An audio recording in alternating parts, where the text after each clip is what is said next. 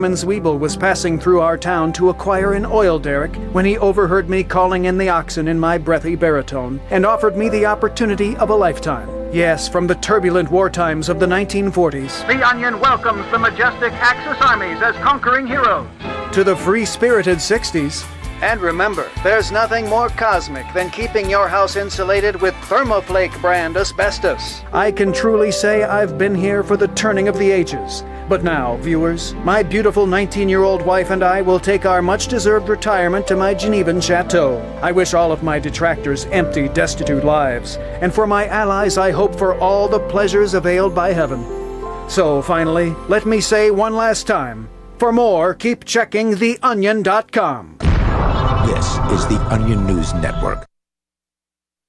We're still not sure why you'd want to watch, but our video feed is streaming nightly for free at cam.freetalklive.com.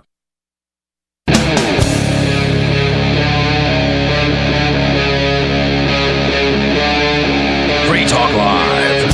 Well, what's up, all of our liberty-loving friends? This is another fantastic episode of Liberty at Night with Nate and Charlie on the Free Talk Live network, coming at you from Nashville, Tennessee.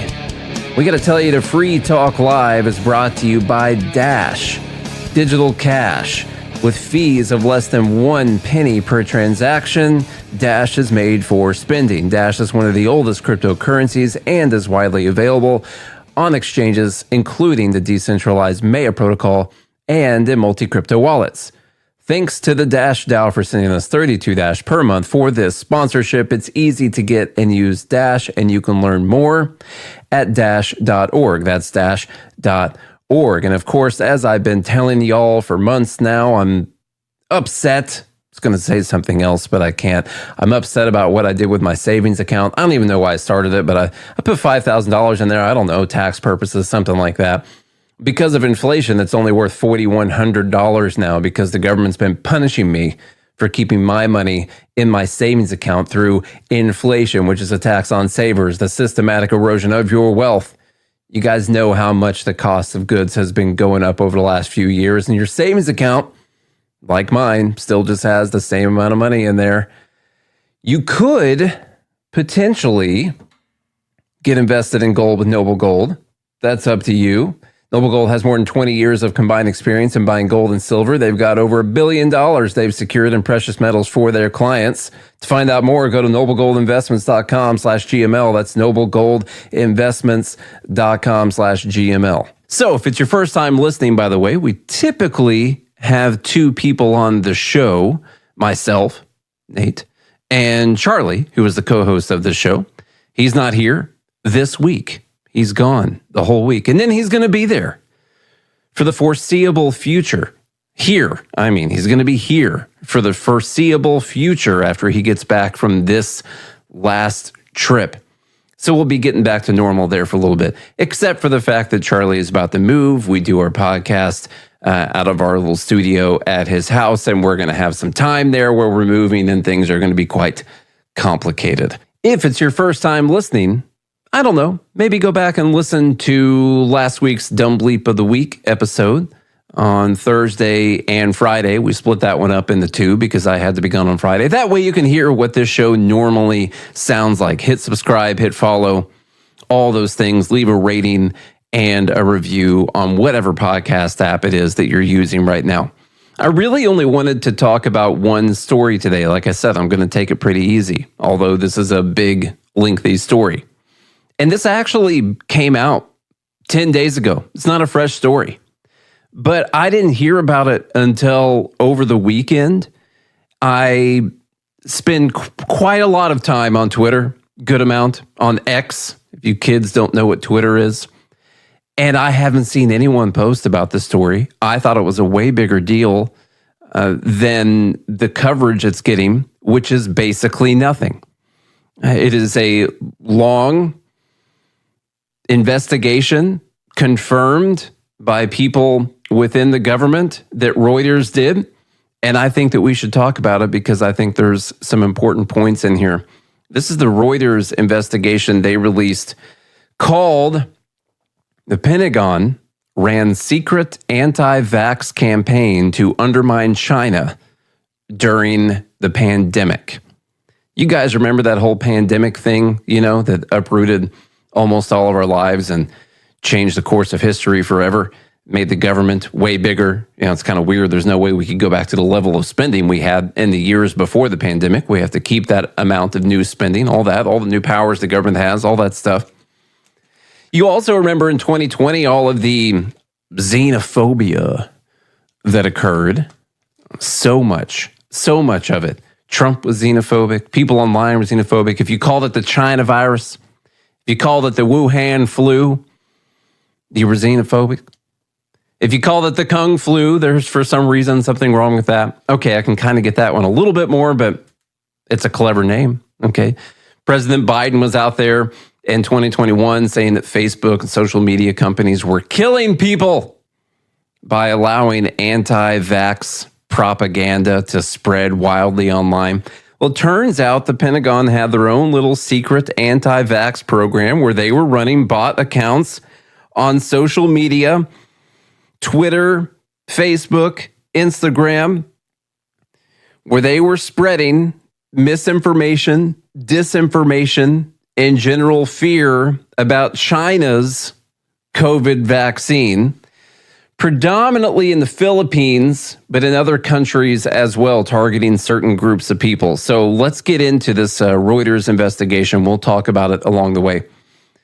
They say at the height of the COVID-19 pandemic, the U.S. military launched a secret campaign to counter what it perceived as China's growing influence in the Philippines, a nation hit especially hard by the deadly virus. The clandestine operation has not been previously reported. It aimed to sow doubt about the safety and efficacy of vaccines and other life-saving aid that was being supplied by China. Through phony internet accounts meant to impersonate Filipinos, the military's propaganda efforts morphed into an anti-vax campaign. Social media posts decried the quality of face masks, test kits, and the first vaccine that would become available in the Philippines, China's Sinovac inoculation. Yes, it is the U.S. government spreading information, put whatever word in front of it you want to, about face masks, test kits, and vaccines. Reuters identified at least 300 accounts on X that matched descriptions shared by former U.S. military officials familiar with the Philippines operation. Almost all were created in the summer of 2020 and centered on the slogan, China Ang Virus, which is Tagalog for China is the virus. Quote, here's an example of a post. COVID came from China and the vaccine also came from China. Don't trust China. One typical tweet from July 2020 read in Tagalog. The words were next to a photo of a syringe beside a Chinese flag and a soaring chart of infections. Another post read, quote, from China, PPE, face mask, vaccine, fake. But the coronavirus is real. By the way, after Reuters asked X about the accounts, the social media company removed the profiles, determining they were part of a coordinated bot campaign based on activity patterns and internal data. Tailoring the propaganda campaign to local audiences across Central Asia and the Middle East, the Pentagon used a combination of fake social media accounts on multiple platforms to spread fear of China's vaccine among Muslims at a time when the virus was killing tens of thousands of people each day. A key part of the strategy, they amplified the disputed contention that because vaccines sometimes contain pork gelatin, China's shots could be considered forbidden under Islamic law. So make sure that you keep in mind the grand scope, the scale, what this means. You guys remember what we had to deal with, and most of it, came in 2021. I think that was the bulk of it, but also at the tail end of 2020. And at the same time that the government was knocking people off of social media for spreading misinformation and disinformation, social media companies were banning people from their platforms because of misinformation and disinformation. The U.S. government itself was spreading misinformation, disinformation, in order to prevent people from taking a specific vaccine, allegedly because of the country that it came from. Now, I can believe that partly, that is the only reason. I do have some other explanations for why they would want to do this. But they didn't want China to have more influence in the Philippines or around the rest of the world. We'll talk later about all the things that China tried to do to help underdeveloped countries, sending them free face mask, test kits, vaccines, things like that. And of course, the U.S. government was at the same time trying to prevent people from accepting these things from China. The military program started under former President Donald Trump and continued months into Joe Biden's presidency. The Biden White House issued an edict in spring 2021 banning the anti-vax effort, which also disparaged vaccines produced by other rivals. The U.S. military is prohibited from targeting Americans with propaganda, and Reuters found no evidence the Pentagon's influence operation did so. I'm sure that's the case, that the military is prohibited from targeting Americans with propaganda. So Reuters didn't find any evidence that the Pentagon was doing that in this specific thing. Everything that we got during 2020 and 2021 here in the U.S. was from standard, straight up, real people. Was never bot accounts whatsoever. Some aid workers, now you got to remember, there's actual people involved here. There's people in a country. There was a virus going around. It was a real virus that was going around. Doesn't mean that it wasn't created in the lab. Doesn't mean that it wasn't intentionally leaked out of the lab. It at least came from the lab. I think we can agree with that. We have to kind of put away some of the things that we typically think about when we talk about COVID, like, okay, where did the virus come from? There are some people even question whether or not there was a coronavirus. I believe that that's been proven, I'm pretty sure. And then there's still a lot of people that will say the coronavirus vaccines did not actually save any lives. I'm on the side that says that I've seen enough studies that I do think that the coronavirus vaccine stopped a lot of people from dying. Now, that does not mean that it didn't have adverse side effects and that there weren't people who died because they took the vaccine. Those are different things. But I do think that the vaccine was effective and it prevented COVID from getting so bad in some patients that it ended up stopping people from dying. I think I've seen enough studies to show that that was the case. If you've got some other studies you can show me, I'm willing to look at them. But remember, we're dealing with real people here who are dealing with a real virus, and maybe some of them should have taken a real vaccine. Some aid workers in the Philippines, when told of the U.S. military propaganda effort by Reuters, expressed outrage. Some American public health experts also condemned the program, saying it put civilians in jeopardy for potential geopolitical gain. That geopolitical gain is don't trust China, don't get into bed with China, don't use China to save people's lives. You want to use America to save people's lives. We want to be the one to do it. I see that guy is getting there to help you first right now, and he's actually offering like free vaccines and all that kind of stuff. We don't want you to do that because then you might end up liking that guy. Now, granted, that guy's a pretty bad dude, just like Corn Pop. He's a pretty bad dude, okay? But also, you're dealing with real people who were really dying. So that's important to remember. The effort to stoke fear about Chinese inoculations risks undermining overall public trust in government health initiatives, including U.S.-made vaccines that became available later.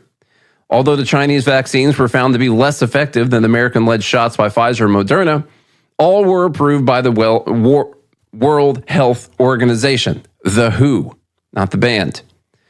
I'm going to pull up a couple things right here. As I said, I didn't set this up where I was going to be able to just go straight through everything live today, but that's okay. I'm going to go through here and find a couple things. A real-world study of tens of millions of Chileans who received CoronaVac, which is Sinovac also, they changed the name of it, found to be 66% effective against symptomatic COVID-19, 88% effective against hospitalization, 90% effective against ICU admissions, and 86% effective against deaths. In Brazil, after 75% of the population in Sarana received Coronavac. Preliminary results showed deaths fell by 95%, hospitalizations by 86%, and symptomatic cases by 80%. In Indonesia, real-world data from 128,000 healthcare workers showed 94% protection against symptomatic infection, beating results in clinical trials. Some of this could be correlation, causation, other things that those healthcare workers were doing, or it could have been the vaccine, whatever. Phase 3 results from Turkey, published in The Lancet, showed an efficacy of about 84% based on 10,000 people in the trials. Phase 3 results from Brazil had previously showed 50% efficacy in preventing symptomatic infections and 83% effectiveness in preventing mild cases. Efficacy against symptomatic infections increased to 62% with an interval of at least 21 days between the doses. I was trying to look, because one thing I'd heard was that the China vaccine was a failure and didn't work, didn't protect people. Okay, those are all things you can also say about the other vaccines as well. From what I can find in the data today as I look through this, it does look like the Sinovac or Coronavac or whatever it was called. Let me look at that one more time. Coronavac is what they changed the name to.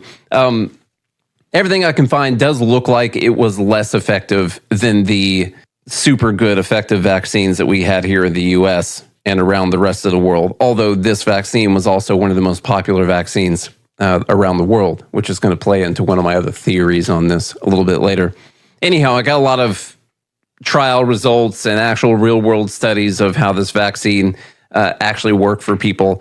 And yeah, not quite Pfizer, Moderna level, but some effectiveness, especially with severe illness and death, things like that. That's kind of the important part here. The effort to stoke fear, let's see, I already talked about that. Academic research published recently has shown that when individuals develop skepticism toward a single vaccine, those doubts often lead to uncertainty about other inoculations. Health experts say they saw such a scenario play out in Pakistan, where the Central Intelligence Agency, CIA, used a fake hepatitis vaccination program as cover to hunt for Osama bin Laden. Discovery of the ruse led to a backlash against an unrelated polio vaccination campaign, including attacks on healthcare workers, contributing to the reemergence of the deadly disease in the country. Now just think about that right there. The CIA used a fake vaccination program, a fake hepatitis vaccination program, so they could try and look for Osama bin Laden in Pakistan, which is where he was, okay? Kind of remove 9/11 and Osama bin Laden out of this. But the CIA, the US government, goes in and does a fake vaccination program.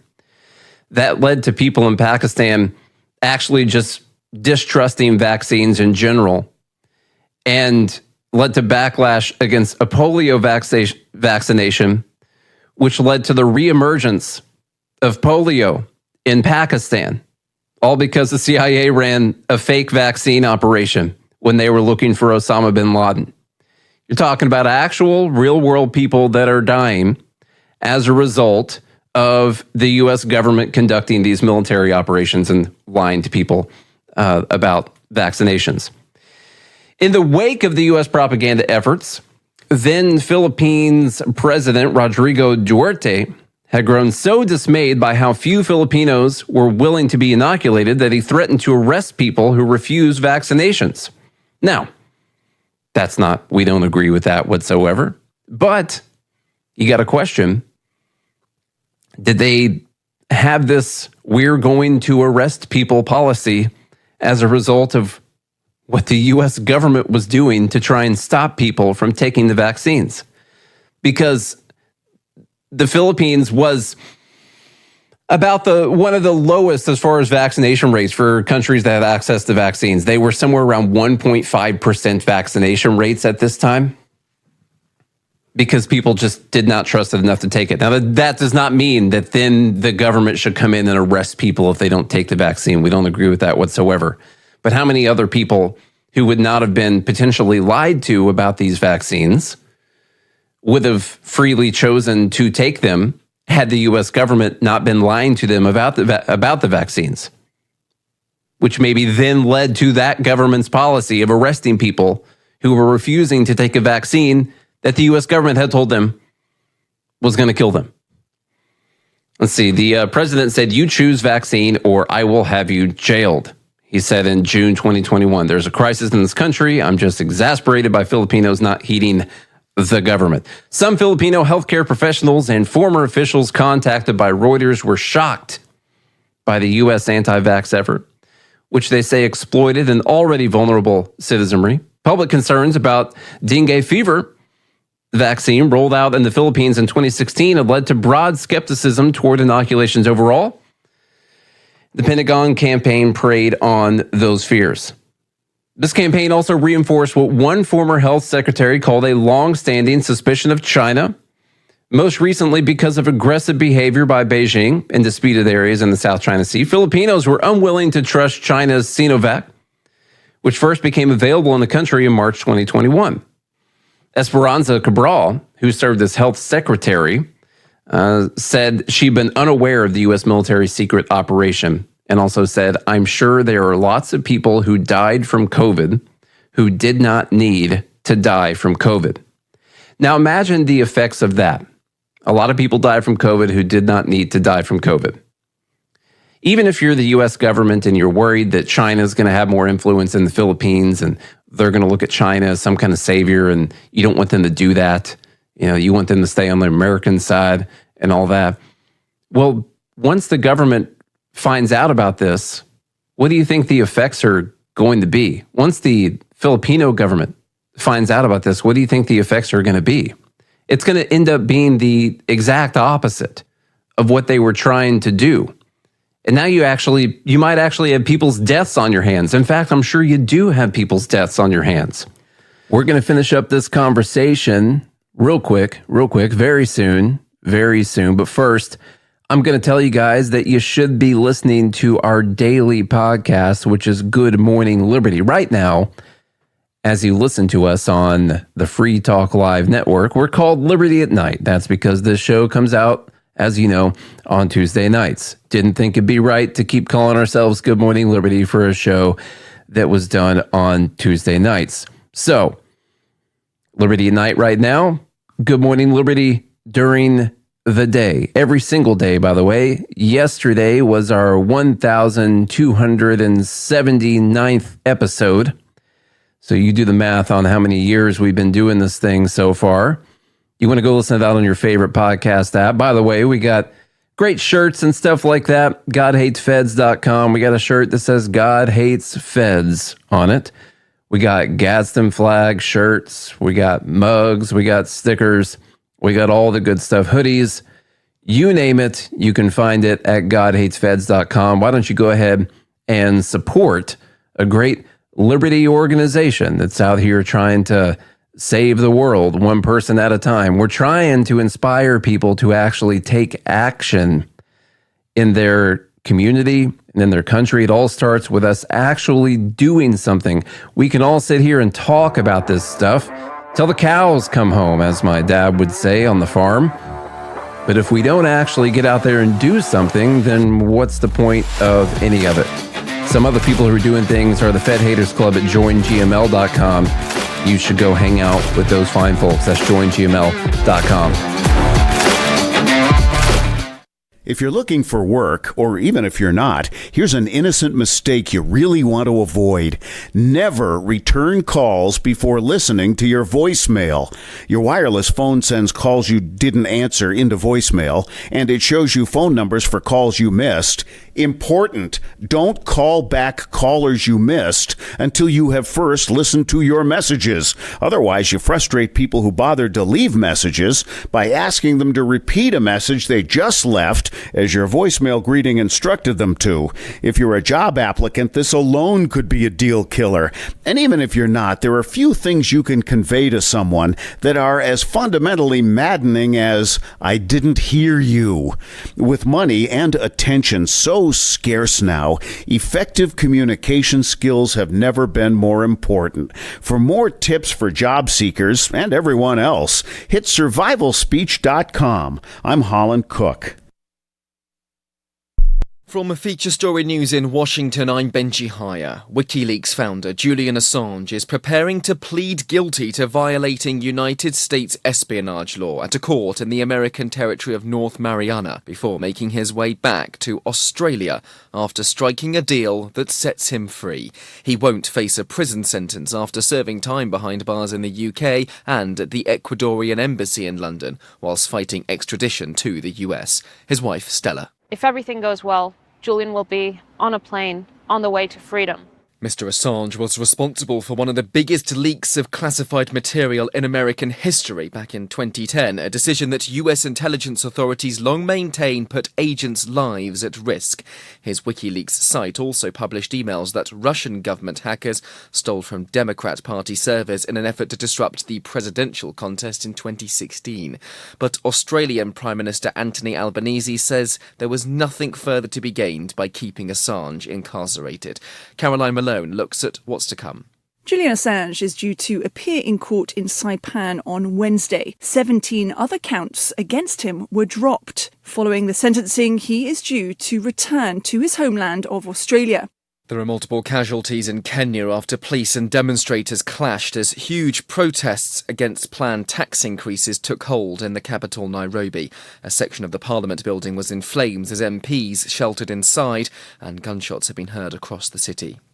The International Criminal Court has issued an arrest warrant for Russia's former defense minister Sergei Shoigu and the chief of general staff. The two men are suspected of committing crimes against humanity during the war in Ukraine. Israel's Supreme Court has unanimously ruled that ultra-Orthodox Jewish students must be drafted to the military. There's long been exemptions for conscription for the tens of thousands of young men registered in full-time religious study, but the conscription waiver has become a pressing social issue amid the ongoing fighting against Hamas in the Gaza Strip. The move will likely send shockwaves through Israel's governing coalition, which is held up by ultra-Orthodox parties.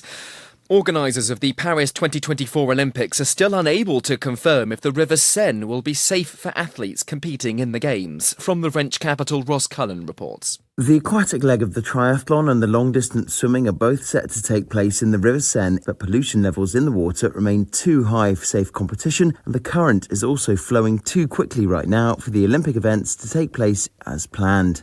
The Games are now under a month away, and the Mayor of Paris also promised to take a dip in the Seine to show it is safe, but she had to postpone that due to high levels of E. coli in the water. And China's lunar probes returned to Earth following a nearly 2-month-long mission with the first ever samples from the moon's unexplored far side that could answer key questions about how planets are formed. You can help spread the ideas of liberty with our Patreon for just $5 per month at amps.freetalklive.com.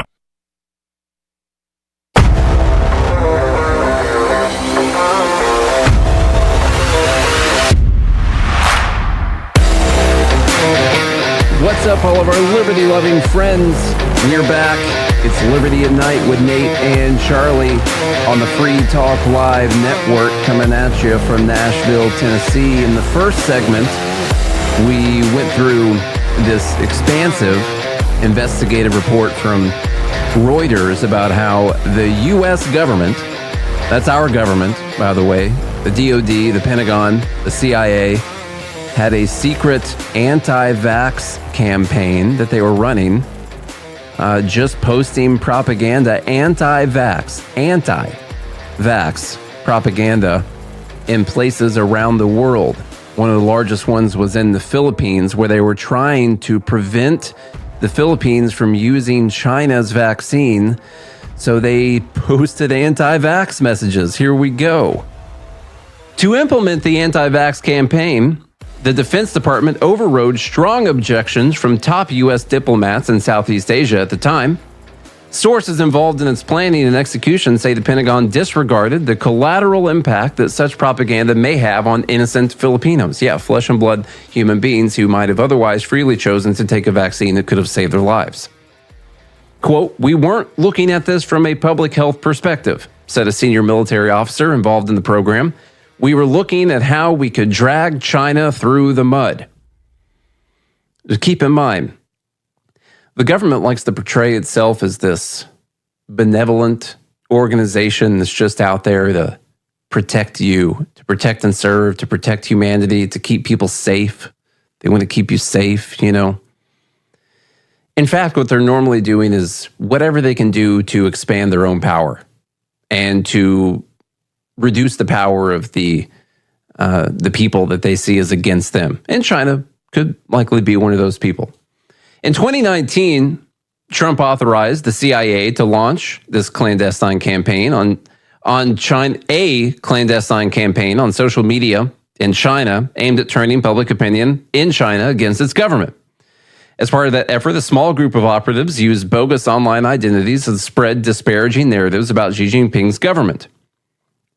Beijing announced, going back to what China was going to do to try and help the world, Beijing announced an ambitious COVID assistance program, which included sending masks, ventilators, and its own vaccines, which were still being tested at the time, to struggling countries.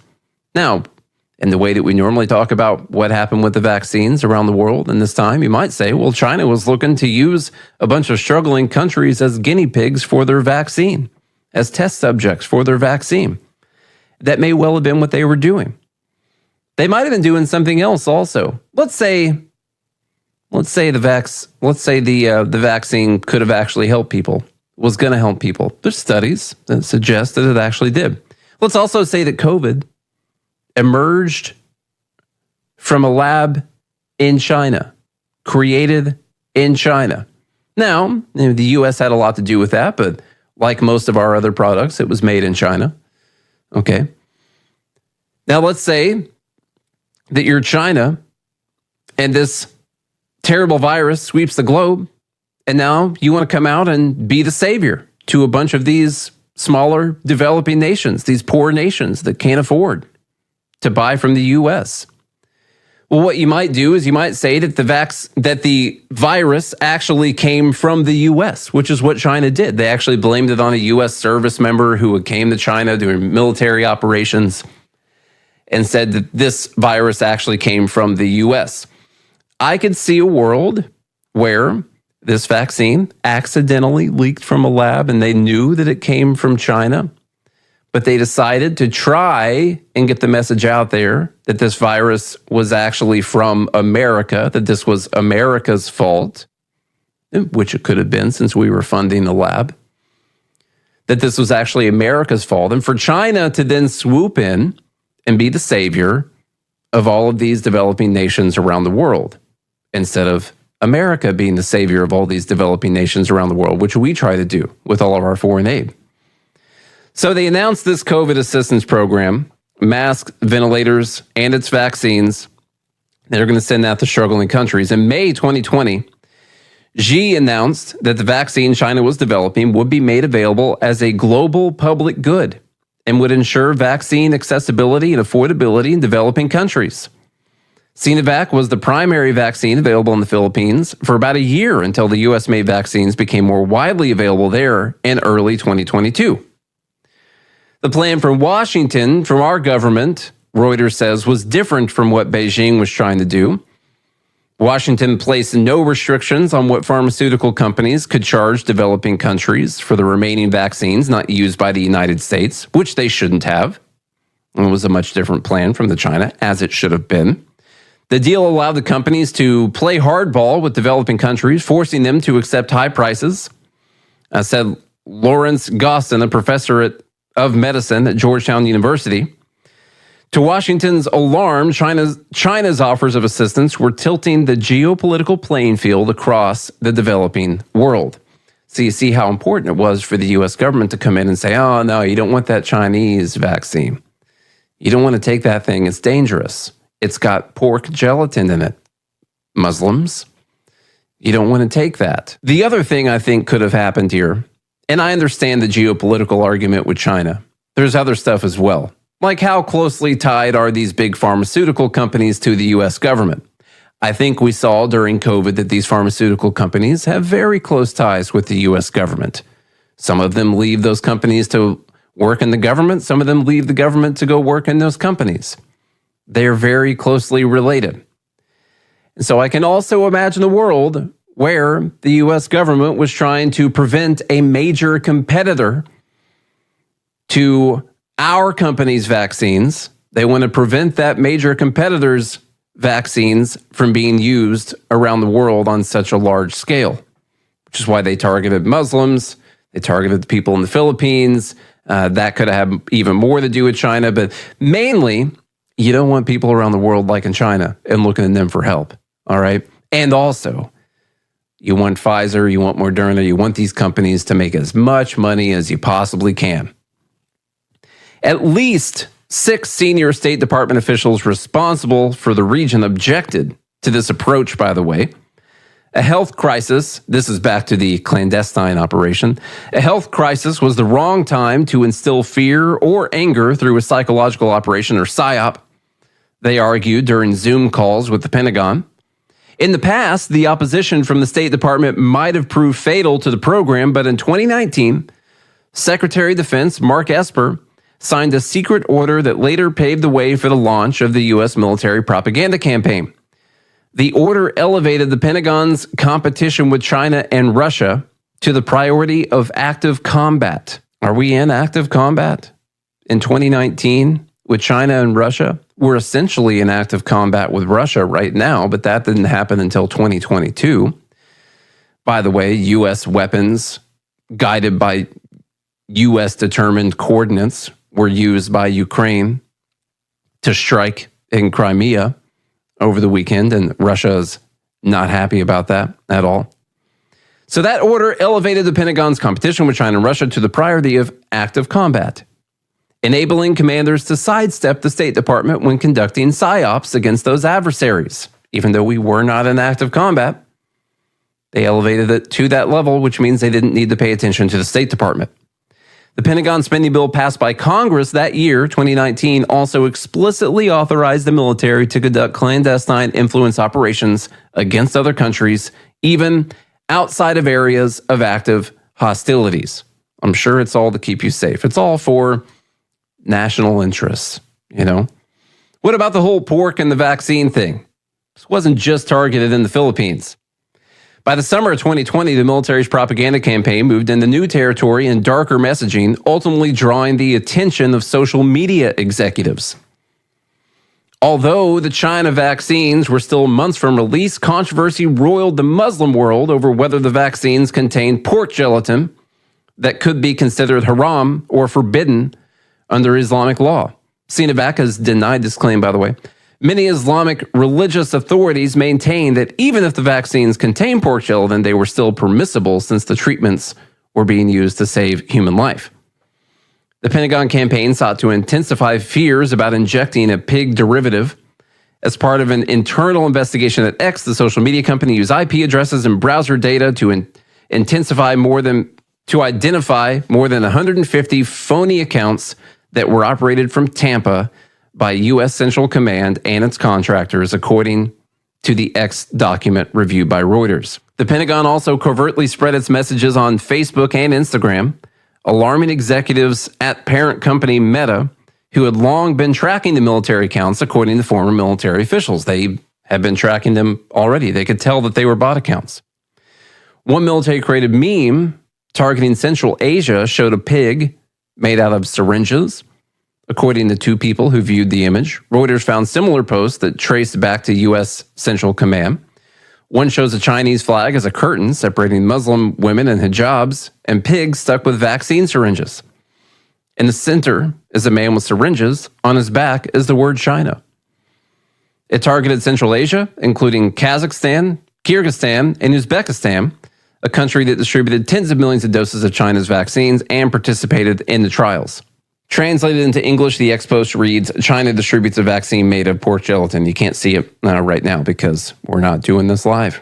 There's not even any video right now. Facebook executives approached the Pentagon in the summer of 2020, warning the military that Facebook workers had easily identified the military's phony accounts, according to 3 former U.S. officials and another person familiar with the matter. The government, Facebook argued, was violating Facebook's policies by operating the bogus accounts and by spreading COVID misinformation. What's interesting is Facebook decided that these accounts were spreading COVID misinformation. They looked into the accounts. They said that they could easily tell that they were phony accounts created by the military, And so instead of just blocking the accounts or banning the accounts, they went to the military and said, hey, we can easily identify that you guys have these phony accounts and you're breaking our rules right now. But the military argued that many of its fake accounts were being used for counterterrorism and asked Facebook not to take down the content, according to two people familiar with the exchange.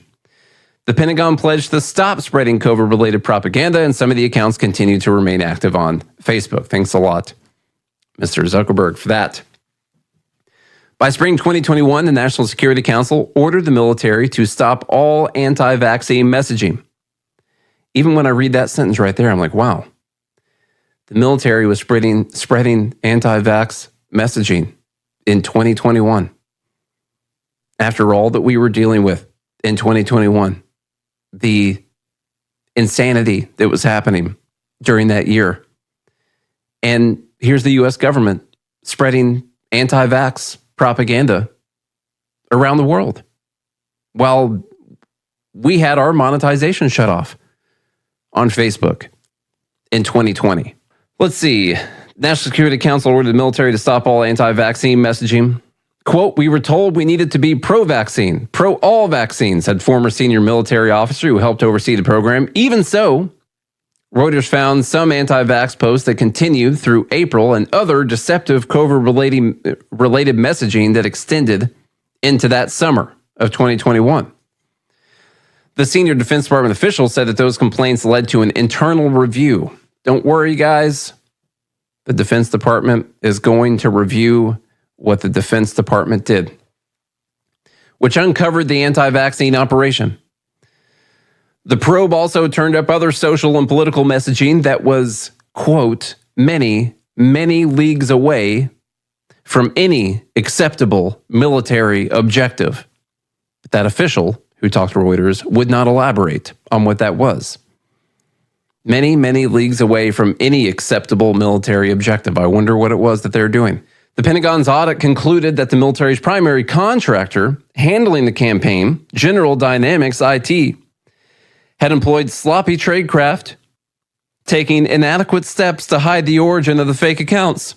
The review also found that military leaders didn't maintain enough control over its PSYOP contractors. They did this internal audit, and they did admit that they were sloppy, and they didn't do a good enough job hiding their fake accounts. So they're going to fix that. Don't worry. I'm sure they have taken steps to fix the problem. And now that the problem is solved, you won't be able to tell which ones are the Pentagon's fake accounts. Thank you for solving that problem. Nevertheless, the Pentagon's clandestine propaganda efforts are set to continue. Of course, like I said, they just solved the problem. Now you won't be able to tell that it's their fake accounts. In an unclassified strategy document last year, top Pentagon generals wrote that the U.S. military could undermine adversaries such as China and Russia using disinformation spread across social media, false narratives disguised as news, and similar subversive activities to weaken societal trust by undermining the foundations of government. And in February, the contractor that worked on the anti-vax campaign, General Dynamics IT, won another $493 million contract. Its mission to continue providing clandestine influence services for the military. So no, nothing is going to change from this. Who knows what else it is that they're working on right now? Just a few people know about it. We'll find out about it years later, potentially. And then also think about the idea that the U.S. military is openly saying that they are undermining our adversaries, China and Russia, using disinformation on social media, fake narratives, disguised as news. I don't know about you, but I've heard a lot of stuff about how terrible Russia and China are, about how they create fake accounts and they try to undermine our democracy and the U.S. government. And I even heard one time that Russia was the reason that Donald Trump got elected to office in the first place. These evil people trying to subvert democracy, trying to destroy our elections, affecting our elections. And yeah, I mean, we do it too. We probably do it way more than they do.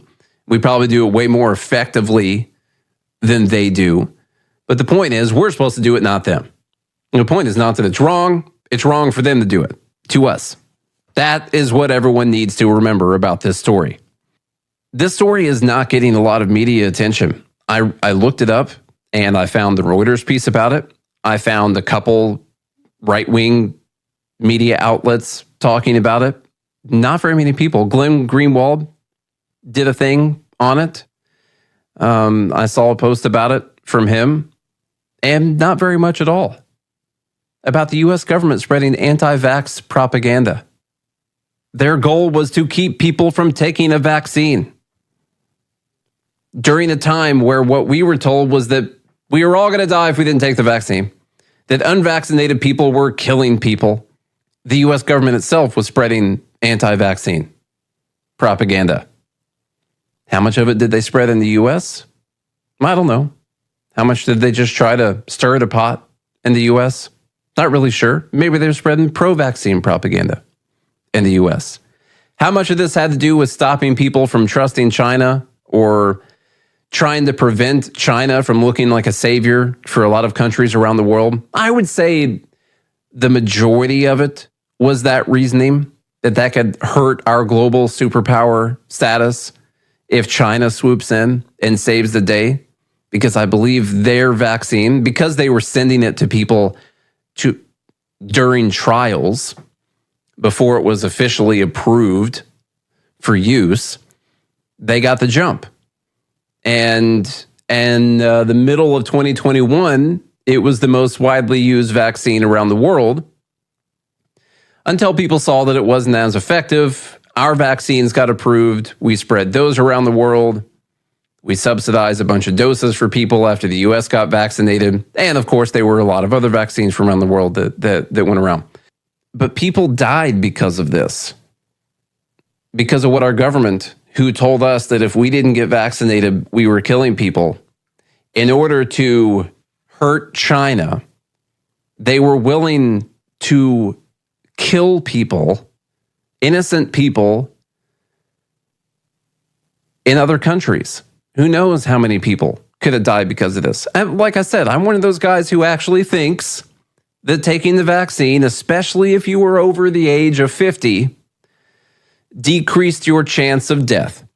Now, maybe you don't think that's the case whatsoever, in which case you think the government didn't kill anyone by running this operation.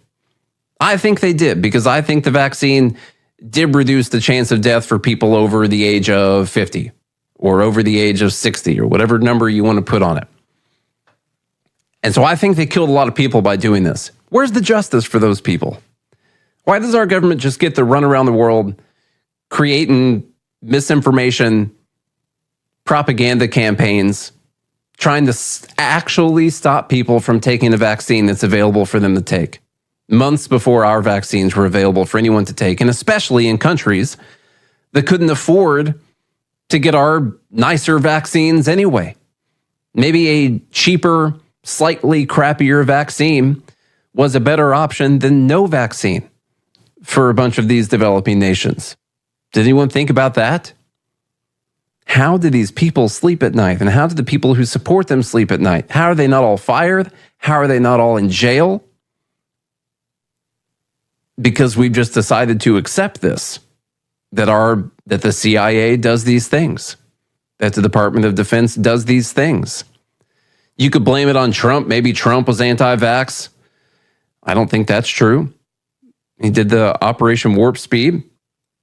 I believe if Trump would have won, the pro-vax and anti-vax stances would have just been flipped.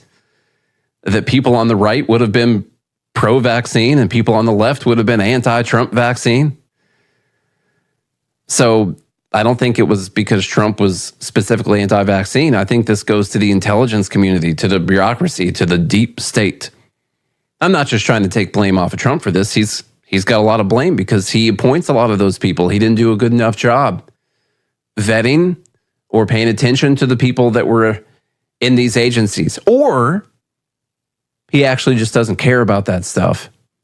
And all the stuff when he's talking about the deep state is just a lie to try and get people to vote for him. That's also potentially the case. I don't think he's a very principled person, hence why I haven't voted for him. I had 2 opportunities to vote for him, and I haven't done it. The fact that our government can do this around the world, and then the story comes out, by the way. I wonder why the story hasn't gotten a lot of major media attention.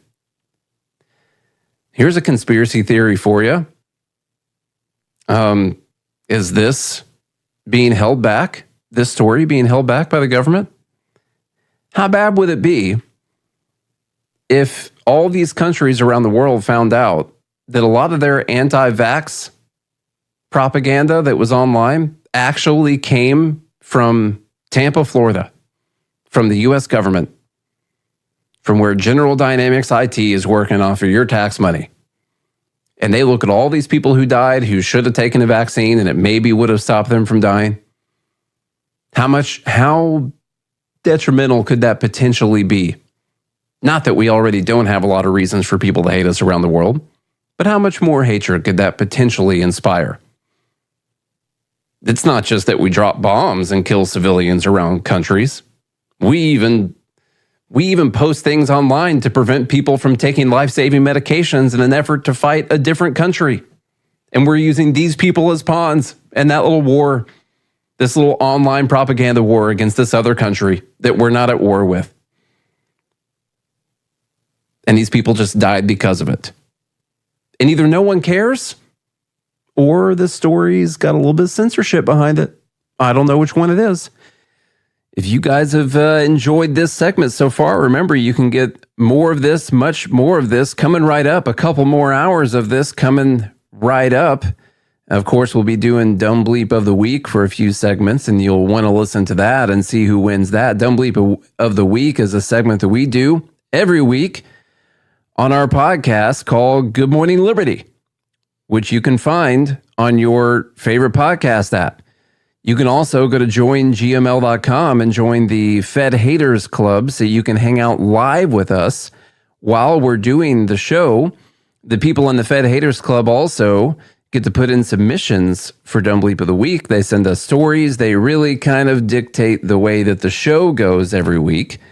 So you want to get involved in that, you can do that by going to joingml.com, joingml.com. I promise it'll be one of the best uses of $7 for the upcoming month that you could possibly have. Think of all the things you're going to spend $7 on.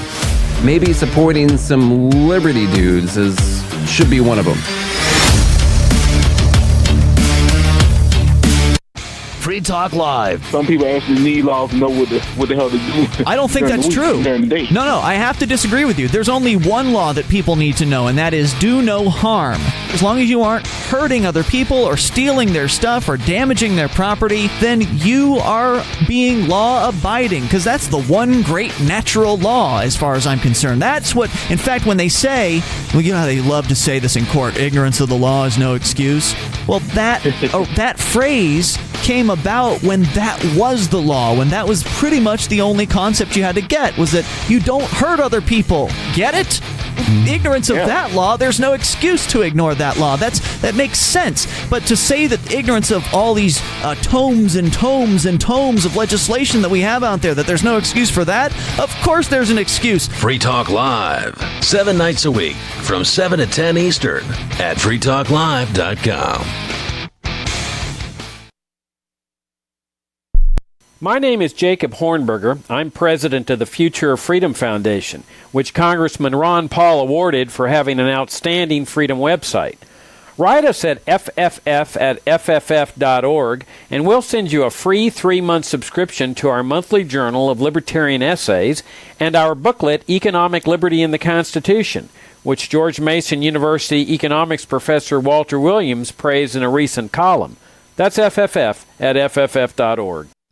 What if you want to hear the latest episode of Free Talk Live, but all you have is your phone, you forgot to download our archive, and you have no data connection? You can call our Listen line at 641-793-0191. That's a long-distance number, so you may incur charges. If not, listen as long as you want. 641-793-0191. The Free Talk Live Listen line, 641-793-0191. The latest episode of Free Talk Live continues with Hour 2 up next after the news. here at listen.freetalklive.com. From Feature Story News in Washington, I'm Benji Haya. WikiLeaks founder Julian Assange is preparing to plead guilty to violating United States espionage law at a court in the American territory of North Mariana before making his way back to Australia after striking a deal that sets him free. He won't face a prison sentence after serving time behind bars in the UK and at the Ecuadorian embassy in London, whilst fighting extradition to the US. His wife, Stella. If everything goes well, Julian will be on a plane on the way to freedom. Mr. Assange was responsible for one of the biggest leaks of classified material in American history back in 2010, a decision that US intelligence authorities long maintain put agents' lives at risk. His WikiLeaks site also published emails that Russian government hackers stole from Democrat Party servers in an effort to disrupt the presidential contest in 2016. But Australian Prime Minister Anthony Albanese says there was nothing further to be gained by keeping Assange incarcerated. Caroline Malone looks at what's to come. Julian Assange is due to appear in court in Saipan on Wednesday. 17 other counts against him were dropped. Following the sentencing, he is due to return to his homeland of Australia. There are multiple casualties in Kenya after police and demonstrators clashed as huge protests against planned tax increases took hold in the capital, Nairobi. A section of the Parliament building was in flames as MPs sheltered inside, and gunshots have been heard across the city. The International Criminal Court has issued an arrest warrant for Russia's former defense minister Sergei Shoigu and the Chief of General Staff. The two men are suspected of committing crimes against humanity during the war in Ukraine. Israel's Supreme Court has unanimously ruled that ultra-Orthodox Jewish students must be drafted to the military. There's long been exemptions for conscription for the tens of thousands of young men registered in full-time religious study, but the conscription waiver has become a pressing social issue amid the ongoing fighting against Hamas in the Gaza Strip. The move will likely send shockwaves through Israel's governing coalition, which is held up by ultra-Orthodox parties.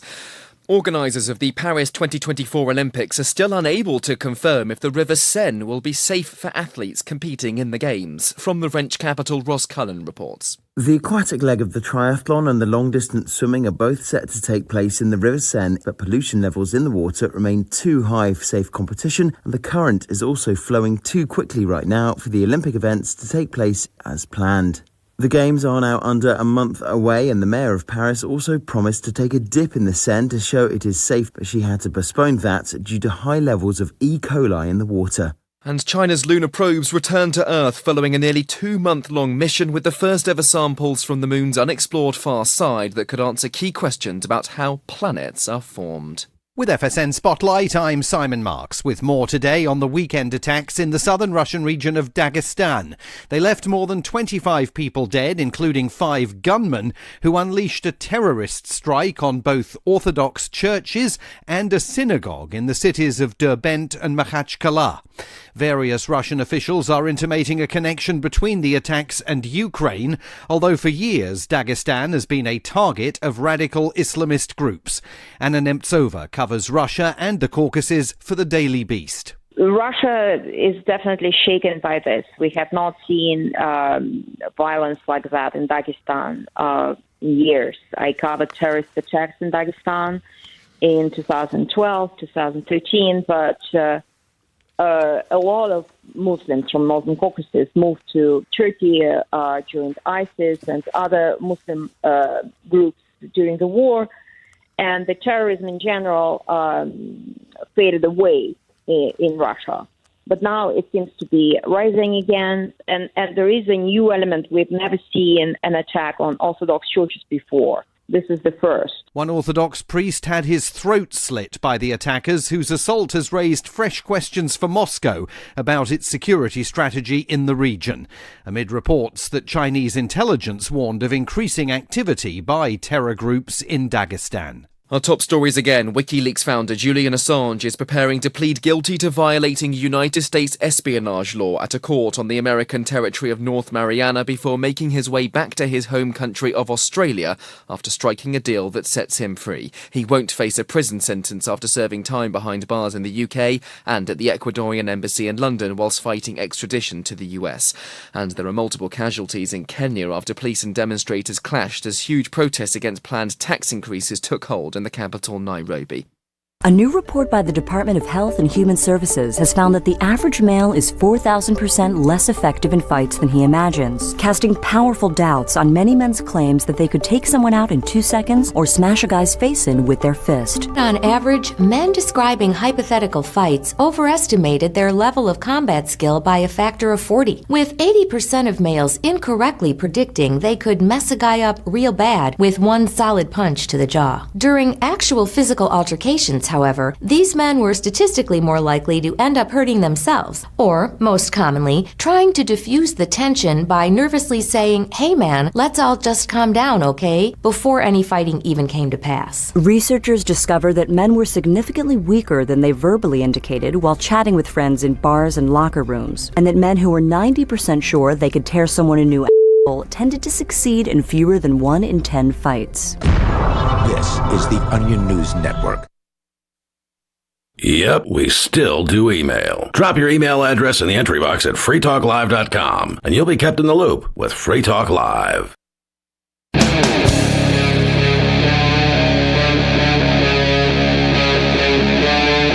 Free Talk Live. Hey, what's up, all of our liberty-loving friends?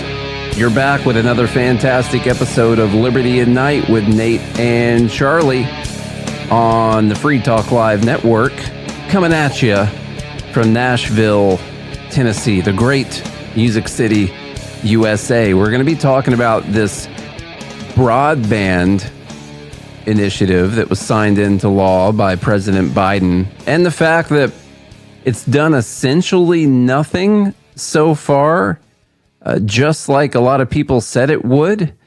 They've connected no one, and I thought that that would be pretty interesting for us to discuss. This initially came from something cool I wanted to talk about, which was this new product that Starlink was releasing. And then I started seeing stuff about this $42.5 billion going to rural high-speed internet. And this headline right here says Biden's $42.5 billion rural high-speed internet plan gets stuck in red tape. Not a single home has been connected 3 years after the enactment of this law. 3 years, not one single home. I was looking for information on this, and I found the day that they announced this, and they had some people come up. Kamala Harris came up and talked about how important broadband was, and she was like, well, when you think about broadband, you first think about how broad the scope of the band is. And so we must have a broad understanding of how this bands the community together broadly. And that was essentially what her speech was. Now, let's hear some words, because this is a big day.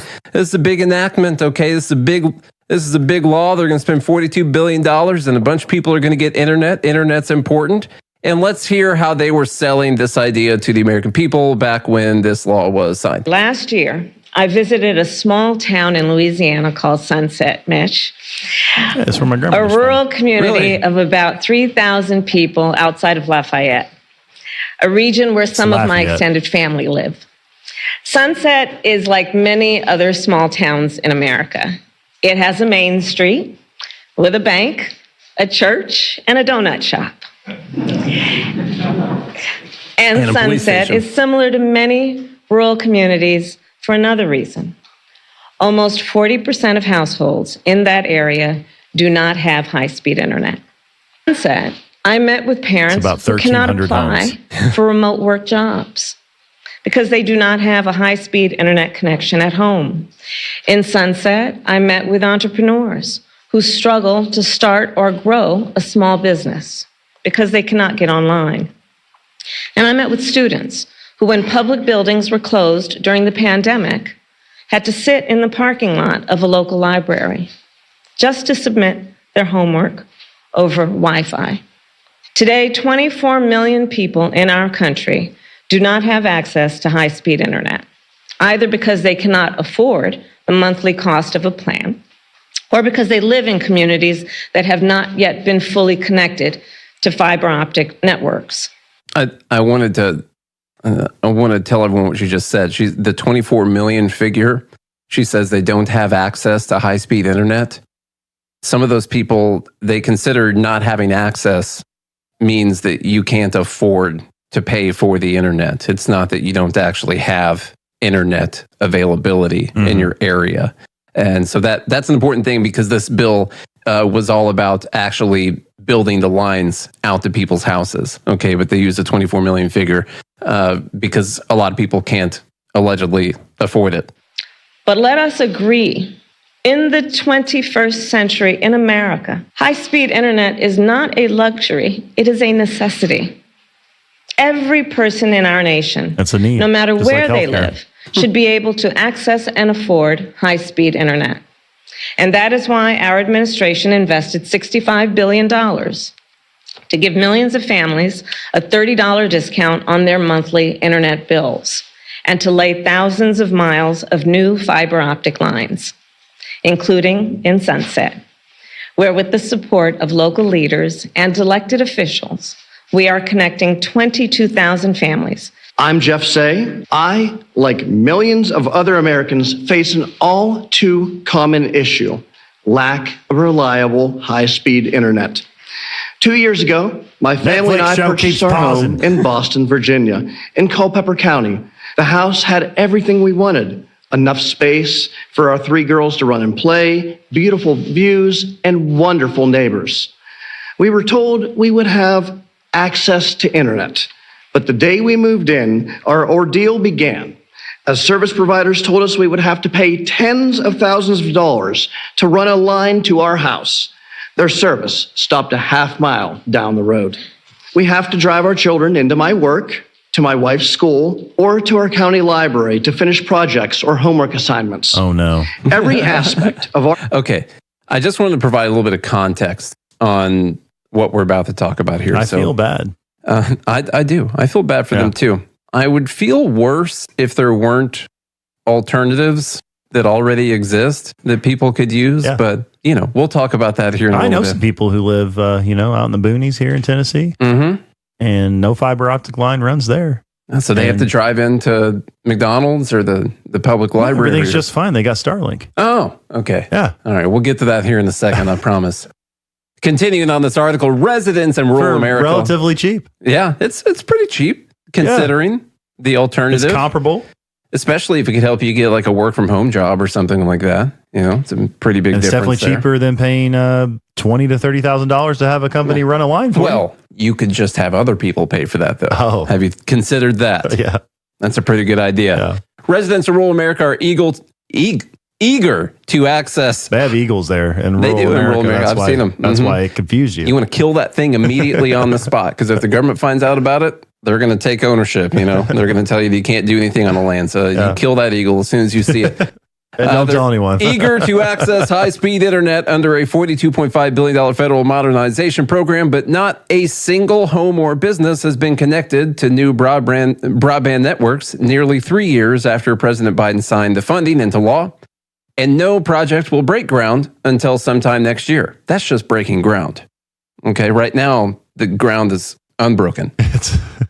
And if you want someone to break something, they're not going to break it until later next year. Currently, the ground is working. It will cease to work later. Lawmakers and internet companies blame the slow rollout on burdensome requirements for obtaining the funds. You don't say. This is a shock. Never heard of this kind of thing. Here are some of the burdensome requirements. There are included in this climate change mandates, preferences for hiring union workers, and the requirement that eligible companies prioritize the employment of justice-impacted people with criminal records to install the broadband equipment. It ain't going to work, but we're going to install it. Justice-impacted people. Oh, Lord. Yeah. Okay, so we'll keep those requirements in mind. And I mean, this is, of course, we were joking. This is not shocking whatsoever. They snuck a bunch of this stuff. This is a union deal, by the way, because there are alternatives if they just wanted to, if the goal was providing internet to people. Well, they have cheaper ways that they could just provide internet. If the government were going to pay for something like that. But that's not the goal. That's not the goal at all. It's to grease the palms. That's to pay out the money to your friends, and especially the people in the unions. You know why? Not even because you care about the union workers, because you want those unions to vote for you. That's what it actually is. That's this entire scheme, and it involves $42 billion. The Commerce Department, which is distributing the funds under the Broadband Equity, Access, and Deployment, BEAD program, or BED. I don't know. That's BEAD. Well, if you had an R at the beginning, we could say red. You know, English is stupid. Is also attempting to regulate consumer rates, lawmakers say. So they also want to control the rates that people are charging once they actually connect these houses. This puts them at odds with the internet providers and congressional Republicans who say the law prohibits such regulation. The slow pace of funding, allocation, and compliance will push the project start dates for modernizing rural internet access to 2025 and 2026, according to a timeline officials outlined in the House budget hearing. Let's see. We've got a lot of stuff in here from Federal Communications Commissioner Brendan Carr, who said the program's goal of providing high-speed internet to most underserved areas will not be fully realized until 2030, 9 years after its enactment. Yeah, better late than never. Yeah. And so when it comes to these things, you also got to consider, say, I don't know, the price that they're going to be paying. And we've talked about all this stuff before, of course. But Kamala Harris was talking about Sunset, Louisiana Gumbo Grant Program. If you're a business that wants to go out there and dig some internet lines, you got to apply under the Gumbo Grant Program there in Louisiana. They've got $170 million that's been awarded to projects in 50 different parishes with over 80,000 locations to be served there in Louisiana. That comes out to $2,150 per person served, I believe. And by the way, that money is just to get the internet lines to the houses, just to get the fiber lines to the houses. That doesn't include paying for their services or anything like that afterwards, to my knowledge. So that's pretty important. By the way, she mentioned this area in Louisiana. I found a place that looked even more rural and some Louisiana word. It's Opelousas. Opelousas. Okay, so I checked. That's in between. Opelousas is in between Sunset and Lafayette. You can get Starlink there. Okay, so I thought that it's $4.99 for the Starlink kit now. Used to be a little bit more expensive. To give them some credit, back when this press conference happened, I think it was $5.99 for the Starlink kit, and it's $120 a month. That's kind of pricey for internet, kind of. I mean, I pay $110 a month at my house. Yeah, but you could buy everyone Starlink and give them a year free of internet service. Yeah, for the price, for the money that they were awarded. For the money they're spending, keep in mind there's 330 million people in America. They could buy a Starlink terminal for 140 million people in the United States with the amount of money that they're spending. Okay, this doesn't even include the other money that's allocated for helping people with their bills. Stuff like that. Remember, she said that they had allocated over $60 billion. Okay, so there's other money on top of this where they're giving people $30 a month towards their internet or whatever. Also, in Boston, Virginia, which is the area that other guy was talking about, where he had to get his family and put him in a nice house, great view. And he thought there was going to be internet. He did not check with the internet provider to see if they serviced his house or anything. His real estate agent. And no one told him. He didn't do any digging to, but that's probably America's fault in general, society's fault in general. You could also get Starlink. He bought a piece of property without due diligence. Yeah. So what he would like, because remember, you get like an average price for this entire area that comes out to between $2,000 and $3,000 per person. This guy said, well, it was going to cost $10,000 for them to run tens of thousands. It's still going to cost tens of thousands of dollars to run internet out to that guy's house. What they're just saying is that there's some other people that are way closer where it might cost a couple thousand or something like that. Some people might live in an area that they can distribute that cost among the whole neighborhood or whatever. It's still going to cost tens of thousands of dollars to get the internet to this guy's perfect, beautiful house. Or, spitballing here, they could get a Starlink terminal and they could have internet probably by like next week or something. It arrives in 2 to 3 weeks. Sorry. I know government's way faster than that, but this terminal will arrive in 2 to 3 weeks. And it's pretty good internet. I happen to be from an area that does not have high-speed internet, back there in Pulaski, Illinois. My family didn't have high-speed internet until like a couple of years ago. They hadn't seen the world of Netflix and Amazon Prime. They were still on DirecTV. Yeah, still have DirecTV now, but now they also have all the streaming platforms too. All these still on that antiquated satellite. All these shows they can watch and everything. And so they just got it, and they got it because they got Starlink. And so there's been a history here between Starlink and the government, by the way, because originally the government was going to go through Starlink to do some of this stuff. By the way, I thought this was cool. You can go to a website and you can see real-time tracking of all the Starlink satellites that are up there in orbit. You can see what areas they're covering, and you can see if there's ever any dead zones or anything from the satellites. And they're just up there moving around, providing internet to the entire world, like Africa and South America here. Got a bunch of Starlink satellites over them too. Just hitting up against the dome. Yeah. Hitting whatever the wall. What are they called? Edge? I don't know. I can't remember what that's called. Someone in here knows it though, I guarantee you. I don't know. I haven't looked into flat earthing enough. Firmament. Yeah, the firmament. Yeah, that's what it is. Yeah. Yeah. So, well, that's why if you shoot a gun in the air, the bullet comes back down. It bounces off. It bounces right back down. Yeah, it's a ricochet. Honestly, I got you. Elon Musk said this government program is an outrageous waste of taxpayer money and is utterly failing to serve people in need. And we've got a few years since they started allocating this money. And by the way, to be fair, once again, it's not as though they have spent $42 billion and have not even broken ground on anything. From what I saw on their website, they've currently allocated about $2 billion of the dollars. Okay, and the projects just aren't going yet. So they still got a war chest of waste that they can use in the future. They've actually allocated about $2 billion of it, and that's because everything is moving. The rest is in a lockbox. Yeah.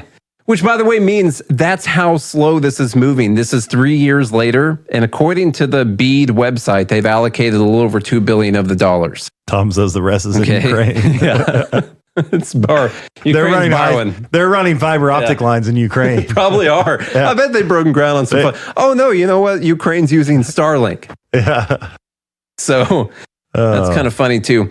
This is going back to when originally Starlink had a deal with the FCC, and they were going to buy a bunch of terminals from them. Yes, the government was going to be giving Starlink a bunch of money. And I even believe that they charged $600 a dish and that they were going to charge a higher price for the government, like $900. We read that previously somewhere that they're going to charge like $900, whatever. Let's see here. The FCC today announced that it's rejecting the long-form applications of LTD and Starlink to receive support through the Rural Digital Opportunity Fund program. Commission determined that these applications failed to demonstrate that the providers could deliver the promised service. Funding these vast proposed networks would not be the best use of limited Universal Service Fund dollars to bring broadband to unserved areas in the United States. So essentially, they said that this was going to take too long and that they wouldn't be able to deliver the promised service. Mm. So I also did some digging. I didn't bring screenshots or anything, but you've been digging lines? I did digging. I broke ground on some of the information here. Since this time, there were about 10,000 people that were on Starlink when they first started, like, I don't know, was it 4 years ago? 4 or 5 years ago. I don't remember exactly when it was they first started hooking people up. Now there's about 2.7 million. And they've gone up to about 6,000 satellites that are whirling around the Earth right now. And so that's pretty cool too. And their goal, I think, is something like 42,000 satellites. Who wants to bet? Well, first off, they've already covered almost almost anywhere in the United States, you can get high-speed internet from Starlink. Pretty much anywhere. And if it's not fully consistent, I would say everywhere you can get it with maybe some dead zones for a couple hours during the day or something like that. I could almost guarantee you that everyone will have 24-hour a day reliable high-speed internet from Starlink before the first person is connected under this plan. Remember, they're not even going to break ground until later next year sometime. That is the speed of the government, okay? And that guy, Brendan Carr, one of the commissioners, I got 5 people there on that board. He's the only Republican on there. He put out a statement about how stupid it was that they basically went back on this contract with Starlink. And he brought up the fact that they were going to pay $900 million to Starlink. And instead, what they decided to do is spend $3 billion on connecting the same amount of people regardless. And then on top of that, they haven't actually connected anyone. I found that to be kind of crazy too. The original white pill here was that Starlink just came out with a new product. It's pretty cool. It's called Starlink Mini. So this is, remember, like in the time of the government has to spend $42 billion and they're going to connect who knows how many people to this broadband internet service, this outdated broadband internet service.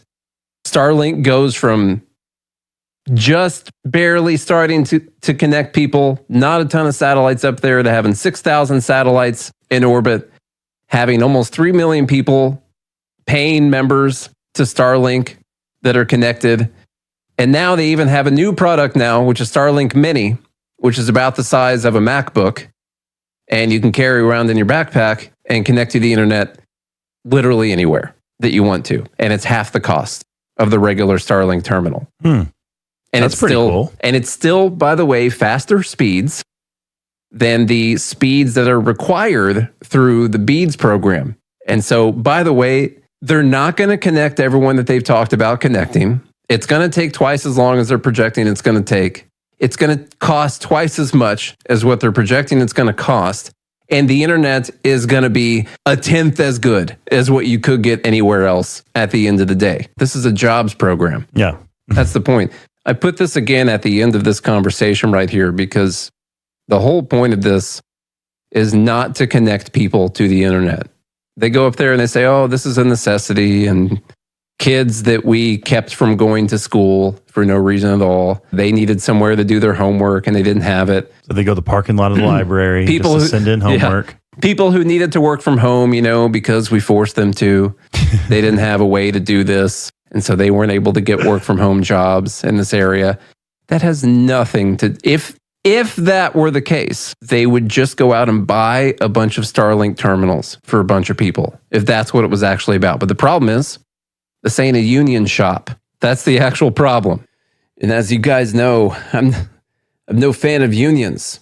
Never have been. People say, oh, voluntary unions, that's okay. Well, okay. Show me that voluntary union. That's fine. I guess if the business can't get in trouble for firing everyone who's trying to unionize, which they do from time to time, they do it, and sometimes they get in trouble for doing it. It's still not exactly voluntary on all sides. It might be voluntary for the employees, but not voluntary always for the businesses. Not a fan of unions. That creates a monopoly on a commodity, legally enforced monopoly on a commodity, which is labor. We don't like monopolies for people who supply us products and services, do we? I also don't like one company called a union supplying us through a monopoly on labor. Still not a good idea. Coming right up, we got Dumb Bleep of the Week. We got quite a few things that we're going to be talking about. A lot of stuff, actually. You're going to want to stick around and figure out who wins Dumb Bleep of the Week coming up on Free Talk Live. Hi, I'm Derek J. To me, an activist's calling is to actively work to advance a cause. The cause for which I work is personal freedom. I believe my life is best when I engage in voluntary interactions and self-government. I reject the idea that anyone else has a higher claim to my life or my body than I do.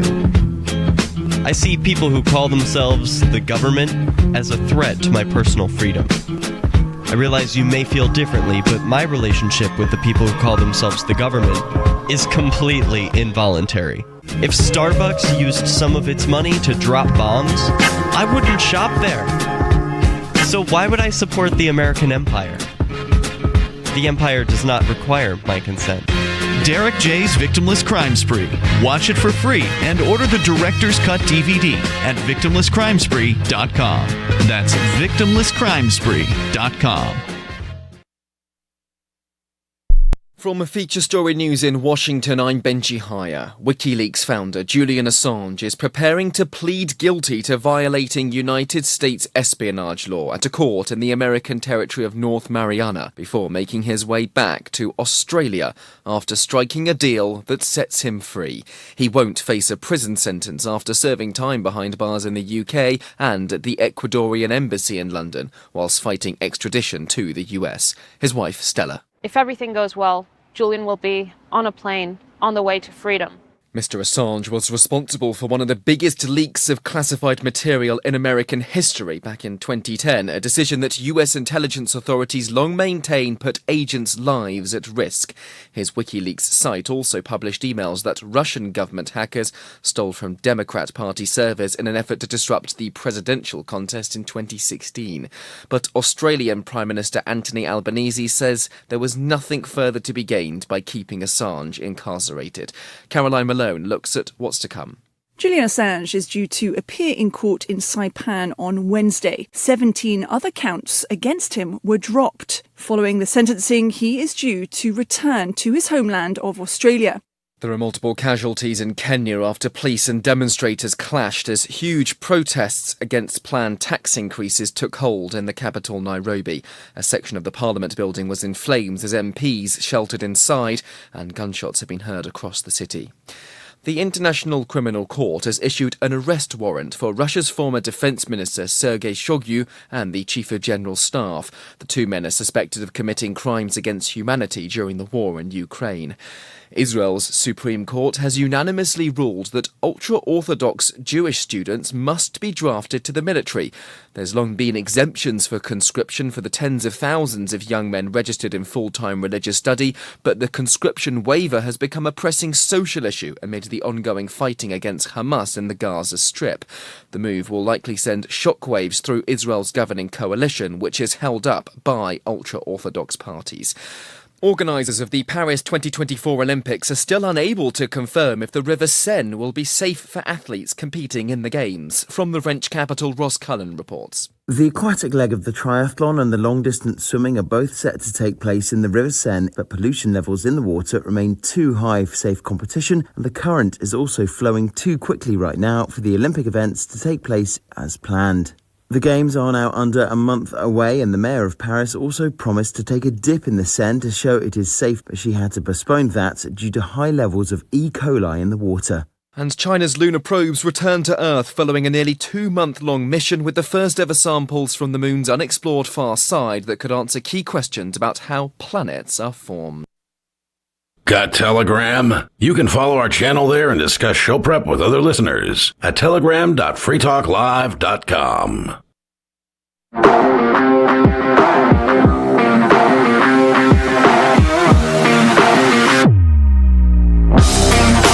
It's finally time for Dumb Bleep of the Week on Free Talk Live's Liberty at Night.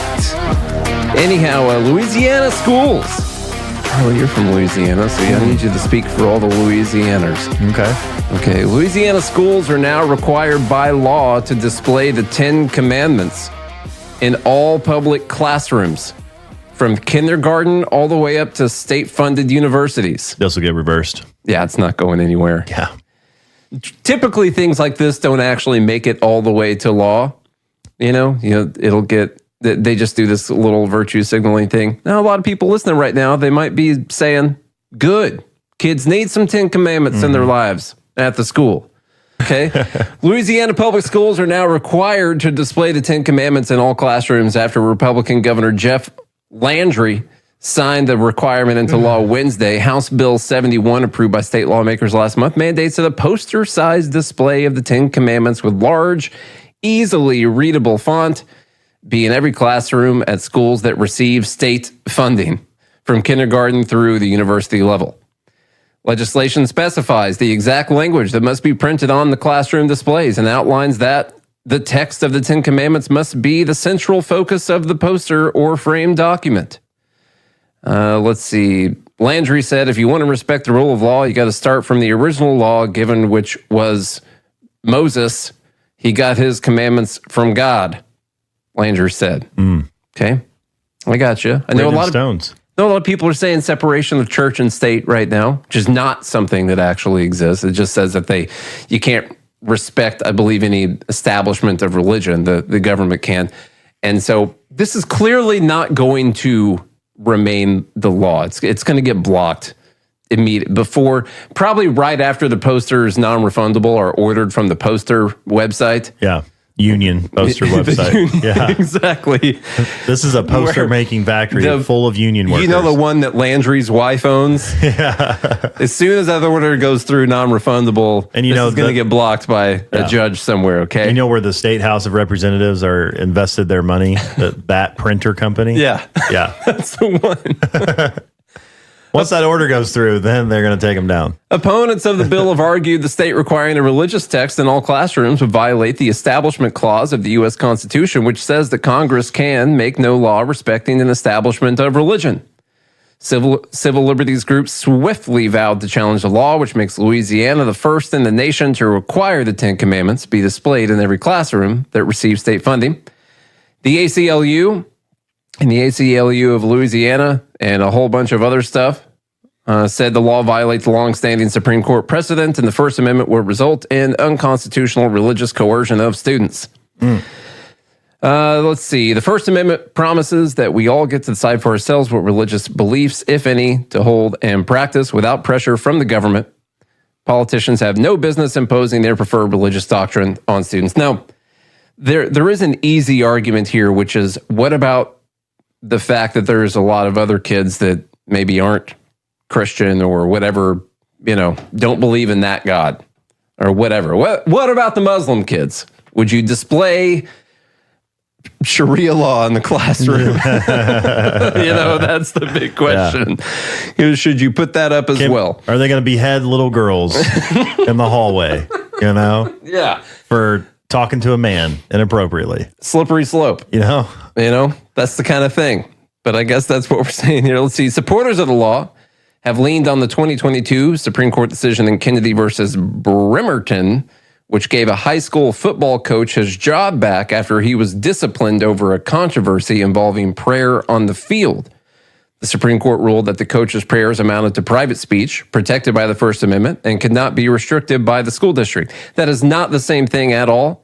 No. If that's what they're leaning back on, that's going to get struck down immediately. This football coach was giving a voluntary prayer session for people to come and pray in a circle on a football field.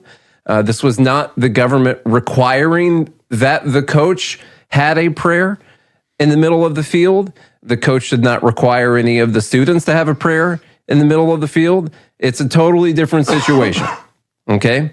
That's totally different. They're not saying that a teacher should be allowed to put up a poster of the Ten Commandments in his or her classroom. Then you could go back to that Supreme Court decision and say, well, look at what they said about this coach who was having prayer on the field. But I got a bigger problem. We're just talking about the normal arguments against this thing right now. Charlie, here's the issue. There's now going to be a poster in a classroom.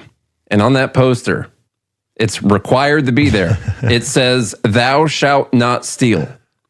And this poster is going to be paid for and enforced by stolen money. That's a good one. That's the truth. I know it's a funny joke. It's a funny joke, Good job coming up with that one, but that is the truth right there. Yeah. So I got an issue with the hypocrisy of that whole thing. Yeah. Okay. The entire building is stolen. Okay. Was all built on steel. That's what it was. Steal. S-T-A-L. Thou hath stelt. And that's how they got the building. The land, and paid the everyone building, to be there. The Okay. people that are there. Yeah. Good. That's good. That's my bigger issue, and that's why I decided to put it as number one. Because what a hypocritical thing to teach your kids. I heard that too. What was that? Some kind of weird sound going on out there. Aliens? Yeah, I guess that's probably what it was. What a hypocritical thing to teach your kids that apparently the whole place that they're in was not built and is not running on stolen money. So thou shalt not steal. I can't put up with that. And so therefore, ignoring all of the other arguments, it should not be put up there. Or the school could just be voluntarily contributed to, which is not going to be the case. How about dumpling number 2? Luxury, high-rise, homeless shelter with $600,000 units. Opens in downtown LA. I've been thinking about retiring. They can afford these. I've been thinking about retiring to be homeless in LA. Yeah. I hadn't really thought about it a ton, but it's starting to sound better and better, actually. Just retiring to be homeless in LA. Go ahead, Chuck. All right. On Wednesday, city officials celebrated the grand opening of a high-rise building in LA that will serve as a shelter for homeless residents on Skid Row. The 228,000 square foot mission-driven development called the Wingart Center Tower will comprise of 228 studio apartments, 47 one-bedroom apartments, and 3 apartments dedicated to on-site managers, the construction company's website said. So how do they decide who gets one bedroom versus who has to be in a studio? I don't know. Parents or something, the maybe. $165 million 19-story structure will be the LA's largest permanent support housing project. And it looks like they get to house, I don't know, maybe 500 people. I mean, 228 studio apartments, 47 one-bedroom apartments that you could say, let's say that there could be, let's be nice and say there's going to be 3 people there. I mean, and so you're looking at 400. This is a joke, obviously. And how many Mexicans they plan on trying to put in the same room? Oh, the 47 one-bedrooms are for the Mexican families. Yeah. Just kidding. Yeah. It's just a joke, okay? 1,000 in there. Honestly, though, but if you think about it, it's not just a joke about American or Mexicans, but if you look in our history, we used to live in a lot smaller homes with a lot more people. You know, the average house had like 6 people living in it. Like your grandma would live there. You have the family, you have the kids. Like, yeah, sure. Have more people in it. The average 1,500 square foot home would have like 6 people living in it. 1,500 square foot would be a pretty above average size house, actually. No, I did the math on this after seeing all these TikTok videos. I did the math on per square foot price and what the average home was in the 70s versus now. Okay. And all of that. So the average house was around 1,500 square feet. Okay. For like, I don't remember, $30,000 or something like that. I did the math, by the way. I think basically today they're charging roughly $30 more per square foot. Yeah, that's an important than they were in the 70s. It's an important thing to keep in mind. But take inflation into consideration. Yeah, it's actually cheaper per square foot. Those are the numbers that we actually need, are the square foot prices. Comparing homes in the 70s to homes right now is not a great comparison if the house is twice the size. The average house, yeah. You want to compare the square foot price. That's the only actual way to do a good comparison. And then you got to take into account all the amenities and stuff that you have in the house that you didn't used to have. The average house in today is like almost 2,500 square feet. That's the average for $400,000 or $450,000, whatever it is. Must be nice to be average. Okay, we got a little short video of this just in case you wanted to see how nice it was, what it looks like. Charlie, I know you're looking for a place, so maybe you can go be homeless in LA. Yeah. If you're thinking about it, get one of the sweet one-bedrooms. Story development known as the Wingart Tower. It's intended to help people currently without shelter on Skid Row.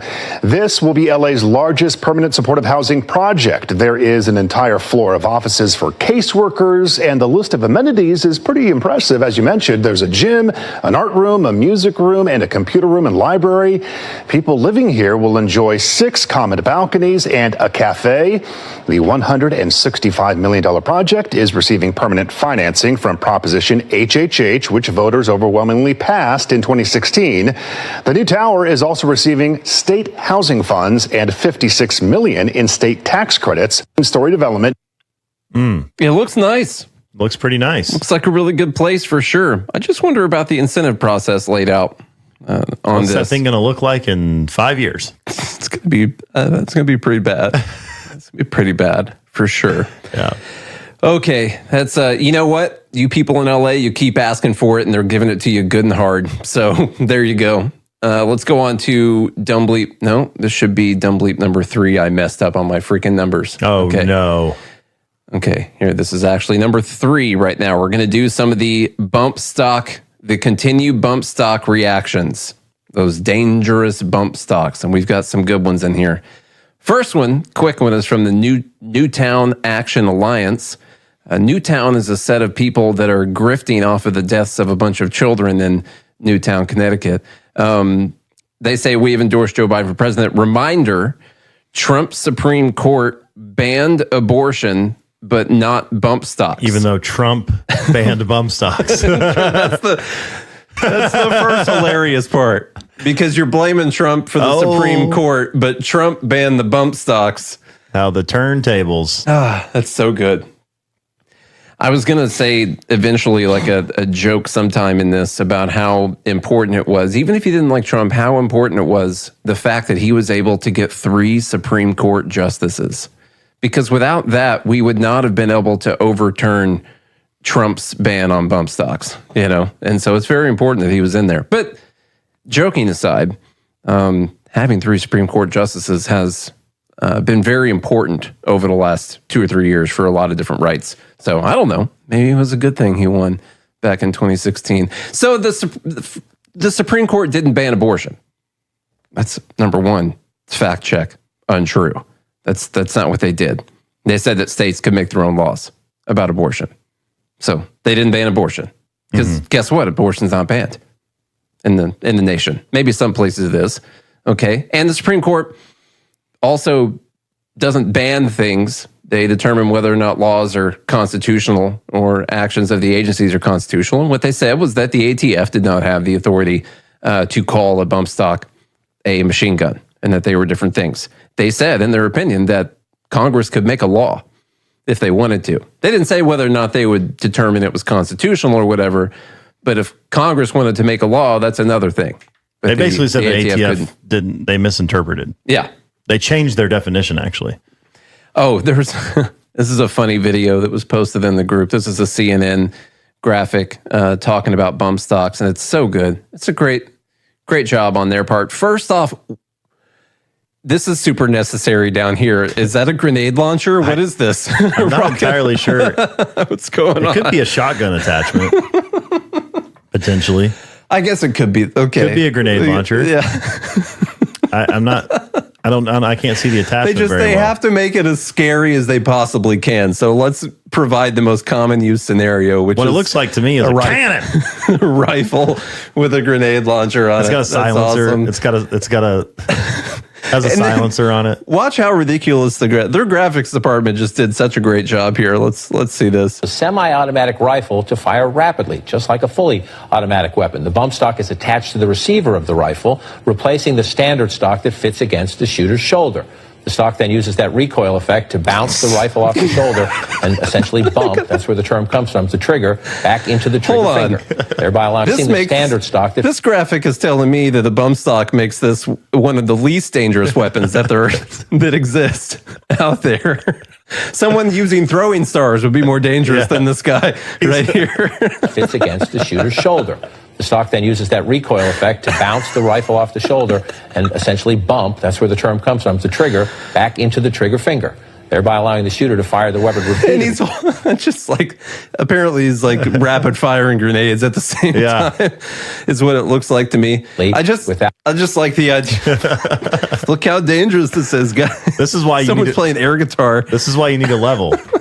He's clearly not level. Yeah, that's his problem. Okay. Anyhow, That was a good video. So we're still inside of the bump stock responses right now. Representative Dan Goldman said this weekend there were 14 mass shootings. 14! There's an exclamation point right there. Days after SCOTUS struck down life-saving gun regulations, 14 more communities were torn apart by senseless gunfire. We simply cannot let this continue. We must pass basic gun safety legislation to save innocent lives. Charlie, ask me how many of those 14 mass shootings involved bump stocks. None of them did. None of them. I already know that. Yeah, they didn't. Yeah. In fact, I haven't even looked it up. If anyone knows a way to do this, I was trying yesterday to find the information on how many murders, gun deaths, have been tied to someone using a bump stock. All of them. And now, when you search it, here's the thing, Nate. That allowing people to have bump stocks it just gives them the courage, whether or not they have the bump stock. I got you. It implies they have. I mean, they have the courage. I got you to go commit these types of murders. And then we have a video which has one of the most hilarious final 5 seconds of the video. I actually laughed out loud earlier today when I heard it. But anyhow, NBC's Aaron McLaughlin blames the Supreme Court's decision on bump stocks. Sarah McLaughlin. Yeah, let's see. Let's get to that. This is a pretty funny news report talking about shootings that had occurred over the weekend, of course, somehow tied to the Supreme Court's decision on bump stocks. A mass shooting at a splash pad in Michigan, another at a Juneteenth celebration in Texas, and yet another at a gathering in Massachusetts. All just days after Friday's Supreme Court ruling that rejects a ban on bump stocks. This morning, friends and families across the country are grieving after multiple mass. They're doing that thing, by the way, that we've talked about before. Any shooting that occurs is occurring following the Supreme Court's decision on bump stocks. Yeah. Like this occurs. Never mind following. Never mind all the shootings that happened before their last coverage of shootings. Yeah, like there's been a bunch weekend that they haven't covered. Mm-hmm. Yeah, there's probably like 30 to 50 in Chicago alone. Shootings this weekend. Multiple victims from an active shooter. Deputies aren't on scene yet. In Rochester Hills, Michigan, a man opened fire at a splash pad, unleashing 28 rounds. The attack left 9 injured, including children, some seriously wounded.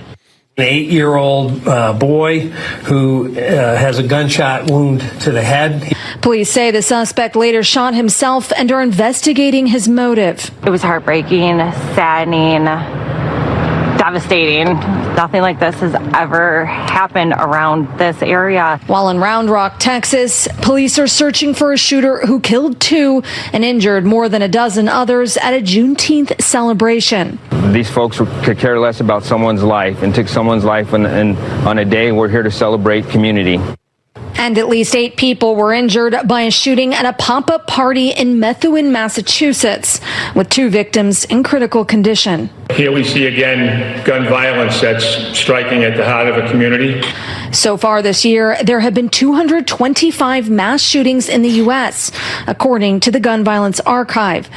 The weekend shootings come just days after the Supreme Court struck down a Trump-era ban on bump stocks, the gun accessories used to modify semi-automatic weapons so that they can fire faster. But this morning, many are just searching for answers. Our hearts go out to the victims and their families. These acts of senseless violence do not represent the values of our community. The shootings from over the weekend did not involve bump stocks to our knowledge, but experts say that if they did, they could have been so much worse. That was my favorite part. Now, we're not saying that these have anything to do with bump stocks, but if they did, this would have been way worse. What if they used nukes? Imagine how much worse it could have been if they would have used nukes. Oh, it's crazy. Now they had a tank. The old splash pad would have been blown up. Yeah, thank God we banned tanks. Oh, God. That's good stuff. Let's see. Is that the last one for bump? Yeah, it's the last one for bump stocks. Okay. We talked about bump stocks on Monday. I think the fact of the matter is it still leaves your rifle much closer to a automatic than it does to a fully automatic. I believe I know, Costco, that's my point. You can own a tank. Yeah. And we don't see roving bands of tanks taking out splash pads or whatever, schools. Like, it's just. And everyone has access to create their own killdozer. Yeah. There's bulldozers everywhere. I see them all over the place. So, okay. You can get 3-inch steel plates, order those in, weld them up, buy a welder. Can make killdozers everywhere. Just imagine how bad those shootings would have been if someone would have had a killdozer. That's something to keep in mind for sure. Okay, number 4, Just Stop Oil. Magoo says rabid feral raccoons weren't used, but just imagine how worse it could have been. So much worse. All these kids would have had rabies. I know. On top of their gunshot wounds. That would have happened. That's what would have happened. Let's talk about it. Yeah. Number 4, Just Stop Oil. This is an organization whose sole purpose... What if there was a hurricane happening at the same time? Yeah. Because of climate change. It was hot those days. Imagine how much worse this all could have been. Now, it didn't happen, but experts warned that if that would have happened, it'd have been worse. It could have been so much worse. Yeah. Anyway, that's the last one. Just Stop Oil. Oh, man. What was I saying? An organization whose sole purpose in life is to convince me to destroy the environment, because that's really what they make me want to do. They went out and they sprayed this orange substance. They say ultimately it was not paint that they sprayed on there on Stonehenge. Because paint uses oil to be made. That's probably why. Oilless. Petroleum is definitely in paint, by the way. So they went and they sprayed this orange stuff on. At first, I thought it was Trump supporters trying to make Stonehenge orange. But is she wearing leggings? I think she is. I mean, it's probably got oil in it. Made by petroleum. Mm-hmm. Thanks to petroleum. They're just locked in this world, though. They want to be out of it. Yeah. Okay, here's a video of them doing the stupid things, and I'll show that real quick. I'm not in favor, by the way, of like desecrating historical artifacts that were left here by the aliens. Yeah. Yeah. I just don't think we should do it. Yeah.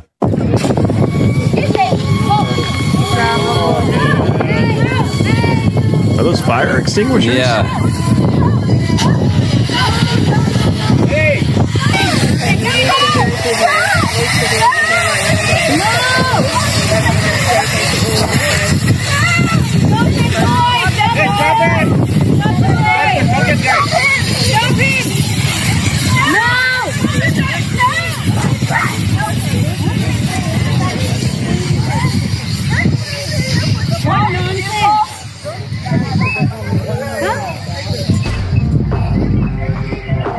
I gotta tell you, man, I don't get it.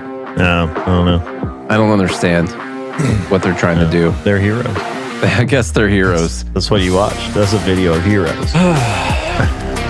I don't understand protest tactics like this. Well, they get noticed. I know We're all talking about it. They get I bet this video noticed, has millions of views. We're up on a hard stop. We'll talk more about this when we get back. Coming up real soon. Real soon. This hour of Free Talk Live is brought to you by Dash Digital Cash. Dash is the cryptocurrency designed to be used for spending. In addition to being one of the world's first cryptocurrencies, Dash was the first crypto project to have a decentralized autonomous organization that to this day continues to improve and promote Dash. Every month, 10% of the mining rewards go into a treasury. Anyone with one Dash to spend can put forward a proposal to the Dash masternodes. The masternodes vet the proposals and decide which ones move forward and are funded by that treasury. Nowadays, DAOs are plentiful, but Dash paved the way by doing it first, nearly a decade ago. Dash is one of the oldest cryptocurrencies and is widely available on exchanges, including the decentralized Maya protocol, and in multi-crypto wallets. It's easy to get and use Dash. Start by learning more at dash.org. Thanks to the Dash DAO for sending us 32 Dash per month to promote Dash on the air. Visit dash.org to learn about Dash, dash.org. There are basically two types of advertising, direct response and branding. Radio's great for direct response with its low cost to listener ratio, but audio can't be beat for branding, which is a longer term endeavor. You want to be the first thing that someone thinks of when they think about your product or service.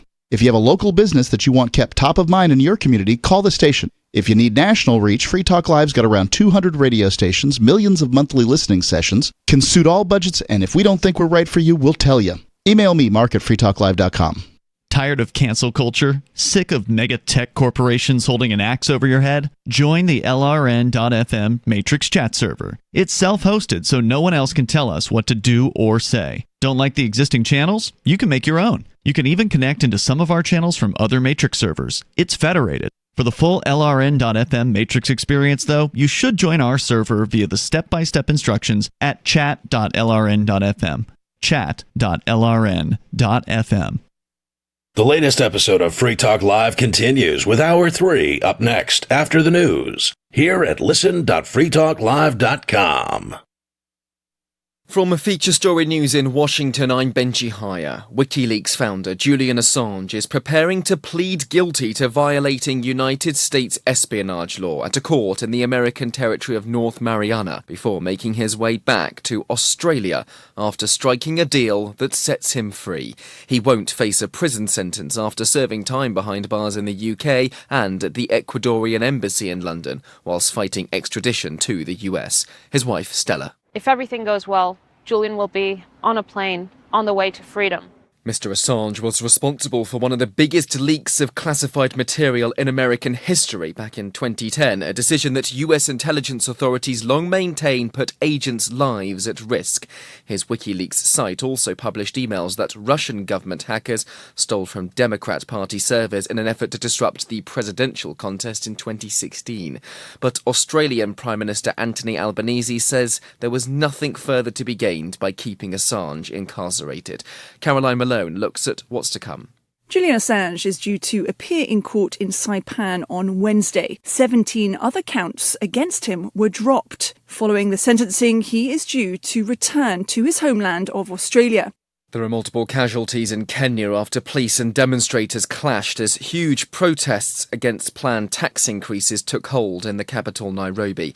A section of the Parliament building was in flames as MPs sheltered inside, and gunshots have been heard across the city. The International Criminal Court has issued an arrest warrant for Russia's former defense minister Sergei Shoigu and the Chief of General Staff. The two men are suspected of committing crimes against humanity during the war in Ukraine. Israel's Supreme Court has unanimously ruled that ultra-Orthodox Jewish students must be drafted to the military. There's long been exemptions for conscription for the tens of thousands of young men registered in full-time religious study, but the conscription waiver has become a pressing social issue amid the ongoing fighting against Hamas in the Gaza Strip. The move will likely send shockwaves through Israel's governing coalition, which is held up by ultra-Orthodox parties.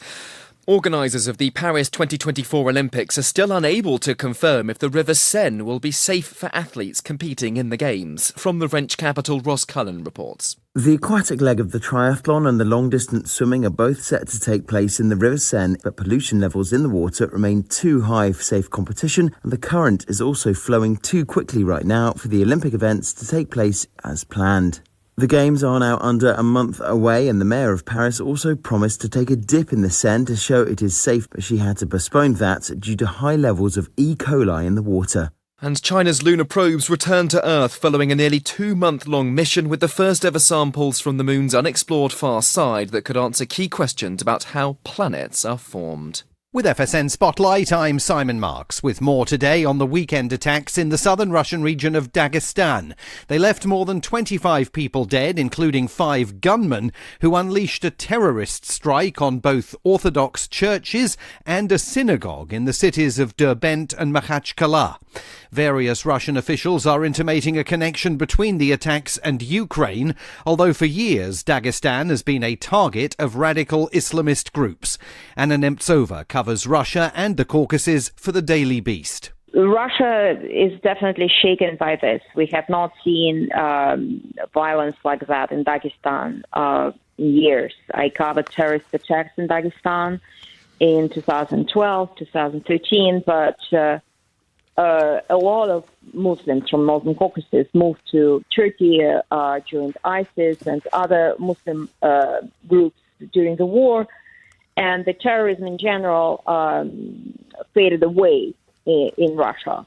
But now it seems to be rising again, and there is a new element. We've never seen an attack on Orthodox churches before. This is the first. One Orthodox priest had his throat slit by the attackers, whose assault has raised fresh questions for Moscow about its security strategy in the region, amid reports that Chinese intelligence warned of increasing activity by terror groups in Dagestan. Our top stories again. WikiLeaks founder Julian Assange is preparing to plead guilty to violating United States espionage law at a court on the American territory of North Mariana before making his way back to his home country of Australia after striking a deal that sets him free. He won't face a prison sentence after serving time behind bars in the UK and at the Ecuadorian embassy in London whilst fighting extradition to the US. And there are multiple casualties in Kenya after police and demonstrators clashed as huge protests against planned tax increases took hold in the capital, Nairobi. Shortly after posting for the 10,000th time on his Twitter account earlier today, despite only ever accumulating 15 followers, local man Aaron Gartner announced he's about ready to quit the popular microblogging site. Well, I opened my account about 2 years ago and tweeted pretty much every day since, and it didn't really turn out like I expected. I thought, once I hit 8,000 tweets, I could get some traction, start getting more followers, but it never really happened. I mean, I gave it my best shot, I guess, but I think I'm about done here. He has yet to be followed by anyone beyond a handful of friends, family members, and seemingly inactive accounts. This one time I tweeted out a pretty good joke about how out of control Lindsay Lohan is, and it actually got me a retweet. It was from this guy in Argentina I don't know, who doesn't have any followers, and he's not following anyone else. Oh, hold on a sec. Apparently my aunt's following me now. Cool. This is the Onion News Network. Our Matrix server is about as free as internet chat can be. Join the existing rooms or create your own at chat.freetalklive.com.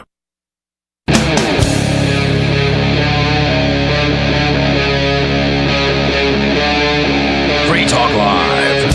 Liberty at Night with Nate and Charlie on the Free Talk Live Network, coming at you from Nashville, Tennessee. We were talking before the break about these Just Stop Oil protesters. We're in the middle of Dumb Bleep of the Week right now, by the way, and the Just Stop Oil protesters putting an orange substance of some kind out there at Stonehenge was the topic of conversation.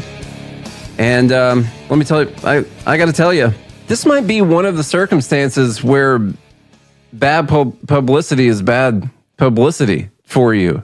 Like, hardly anyone that ever sees this is like, oh yeah, I'm with those people. It's just not. But there's a percentage of people that will see it that will be like, I am with those people. Yeah, but they're probably already out there doing dumb stuff. I'm saying I don't think they're converted by seeing people destroy historical artifacts. Not that these were destroyed or anything, but those are the headstones, and where are those again? I can't remember. I don't remember. Some are they like in the UK somewhere? I'm not sure. I don't know. I have no clue where Stonehenge is at all. I'd like to see it sometime. Yeah, the UK. UK? Okay. I don't know. Looks cool. I think that these kind of protest tactics are they actually make more people hate you and make whatever your goal is less likely, unless your goal is to fulfill your own sense of self-importance and just be able to get videos out there of you doing some kind of stupid thing. Like, if that's your goal, then I guess you're achieving that. But like, if you care about the environment, I don't know, they should be out there handing out flyers for nuclear power or something like that. Or explain to everyone how when we developed fracking technology, how much our CO2 emissions went down afterwards when we moved to more natural gas and things like that. If you wanted to, I don't know, just stuff like that. But I don't think that's their goal. I don't. Personally, no, but it seems like their goal was to spray orange on stones, and they they did achieve that. They got that. They got that down. They did get arrested also, so that's good. Okay, how about democracy? Don't believe number 5. What do you think about democracy? I mean, I don't know. You against it? I'm not necessarily against it. I'm against it as a form of overall rule. Mm-hmm. Yeah. But I think if you have 5 people and you're trying to make a decision, could use the rules of democracy to make that decision. Now, can't violate anybody's rights. Can't violate if 3 can't vote to violate the rights of the other 2 people. So the decision has to be moral. Mm-hmm. There has to be a moral framework in which decisions can be made. Unfortunately, those 3 but if people. If you're talking about okay, what are we going to eat tonight? Yeah, family of 5, and one person says pizza, and another person says chicken Alfredo or whatever. Somebody wants to go to Chick-fil-A for whatever reason, because they hate gay people, or love Jesus, or both. Well, they're clearly synonymous. You take a vote, same thing. That doesn't really violate anyone's rights, unless you go to Chick-fil-A. So then you couldn't make a decision to go to Chick-fil-A because it violates gay people's rights. The issue with democracy, I think, is by the way, we'll get into what dumb bleep number 5 is here pretty soon. I promise. The issue that was just a short interview. I'm just talking to Charlie about what his beliefs are. Off the cuff, I wasn't prepared for that question. The issue with democracy is you just said, the 3 can vote. And you said as long as it's moral. The problem is those 3 people are also going to vote on what's moral and what's not moral. And they'll decide. Now look. It's no joke. Like our founders when they didn't allow women to vote. yeah, that kind of thing. In my opinion, when people talk about democracy, they're talking about different things. I don't know if people are always talking about a direct democracy or if when they're saying we want to protect democracy, what do they mean by that? Sometimes I think it's democracy 51% of the people should be able to control the other 49%. That's kind of a direct democracy thing. There's also democracy in the sense that the people, the subjects, are allowed to vote for their leaders. Mm-hmm. That is democracy. Democracy itself, is where the people are allowed to have a say. Yes, allowed to have a say. Which is against more traditional forms of states or nations when it comes to feudalism or any other type of systems and setup where where there's a dictator or king or whatever, and people don't have a voice at all. And so in that sense, we support that idea of democracy, which is that the people should have a say, not just one ruler has a say over everything. Mm-hmm. Now, we could get a ruler that we like, a beautiful, benevolent dictator that dictates to everyone that they have liberty, and that you can't hurt people and can't take their stuff. I don't know what happens after that guy dies. It's probably not good. Yeah. So anyhow, CNN went around asking people. You just have to, find another right guy. Yeah, there you go. CNN went around asking people about democracy, and they were shocked by what some of the Trump supporters said. There's a conspiracy theory, they say. There's a conspiracy theory going around that the U.S. is not a democracy; it's a constitutional republic. And so I can't find the video right now. That one. Oh yeah, you're right. Yeah, it's that one right there. So it is funny. They call this a conspiracy that we're not a democracy in the U.S. And I've got dumbs to hand out on both sides of this conversation because you do hear some Trump supporters that are against democracy, but then when they ask them what they mean by that, they had no clue whatsoever why democracy is bad and why constitutional republic is better at all. I found it to be... It's just what Daddy Trump said. Yeah, there's dumb people on both sides. Very dumb people. President Biden touts his re-election campaign as a fight to preserve democracy. But if you ask some Trump supporters, the former president is not a threat to democracy because the United States is not a democracy. CNN's Donnie O'Sullivan spoke to some of those supporters. What happens if Trump loses? I don't see him losing. I don't think he lost the last election, to be honest. Do you think he's going to win? Yes. Without a doubt. No doubt. What if he doesn't this time? What happens to the country? We're in trouble. We're in big trouble. We're done. Biden talks about democracy, saving democracy. They're the ones that are killing democracy. Obviously, there's a lot of criticisms of Trump that he is bad for democracy, that he's bad for American democracy. Okay, so a republic. We're a republic. We are not a representative democracy. republic. We're not a democracy. One thing we've been hearing at Trump rallies like this over the past few months is that America isn't really a democracy. America's not a democracy, it's a republic. It's not a democracy. Okay, democracy is actually not as good as you think it is. But for centuries, America has celebrated its democracy. Democracy is worth dying for. Democracy remains the definition of political legitimacy. But some Republicans and pro-Trump media are pushing the idea that America is not a democracy. The United States of America is not a democracy. We are a constitutional republic. The United States of America is not a democracy. You don't want to be in a democracy. We are not a democracy. We are a republic. Is America a democracy? America is a democracy. By the way, all the clips that they just showed of people saying that we are a constitutional republic, like they're objectively correct. Yes. About our form of government. Yes. This is not a conspiracy theory. And those representatives make decisions in a democratic format. And we also elect those representatives in a democratic way. You know, like we'll say we don't like direct democracy, but also the way that our federal government does things in the legislature is typically not a direct democracy fashion. You got to have more than just one extra vote most of the time, you know. But the way that we elect those candidates is direct democracy, and we also have direct democracy at local levels.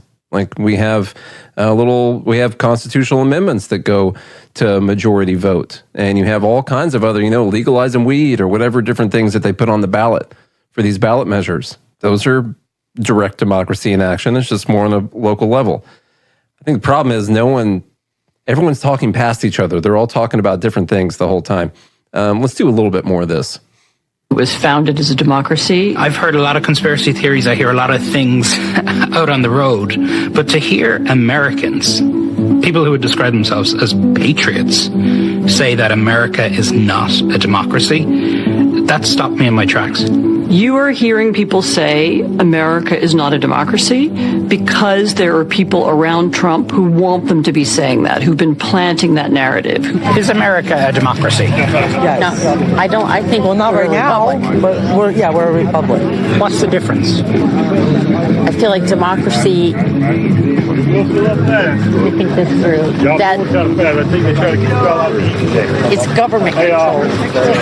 I don't see freedom in democracy. I see freedom in the republic.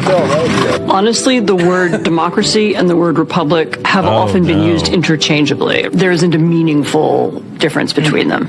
So much of the warnings and criticism about Trump is that he is a threat to democracy. The problem I have with this is that there's everyone is wrong in some way in this entire conversation. Clearly, Biden going out there saying that Trump is a threat to democracy, they're projecting. Whatever the problems are that they think Trump is going to bring about as a threat to democracy is pure projection. This idea, Trump said he's going to be a dictator on day one. Okay, well, let's look at all the executive orders and actions that the administration has taken that are things a dictator would do. That you're trying ban bump stocks. Yes, that's one. Yeah, that's one. That Trump did. Yeah. Or like mandating that every business that has over 100 employees require that their people are vaccinated. You know, that's a pretty bad one as well. Maybe that's a threat to democracy when you have the just executive branch purely tell the entire country that they have to do this thing. And so the entire argument from the left about Trump being a threat to democracy is really dumb. You know what else is a threat to democracy?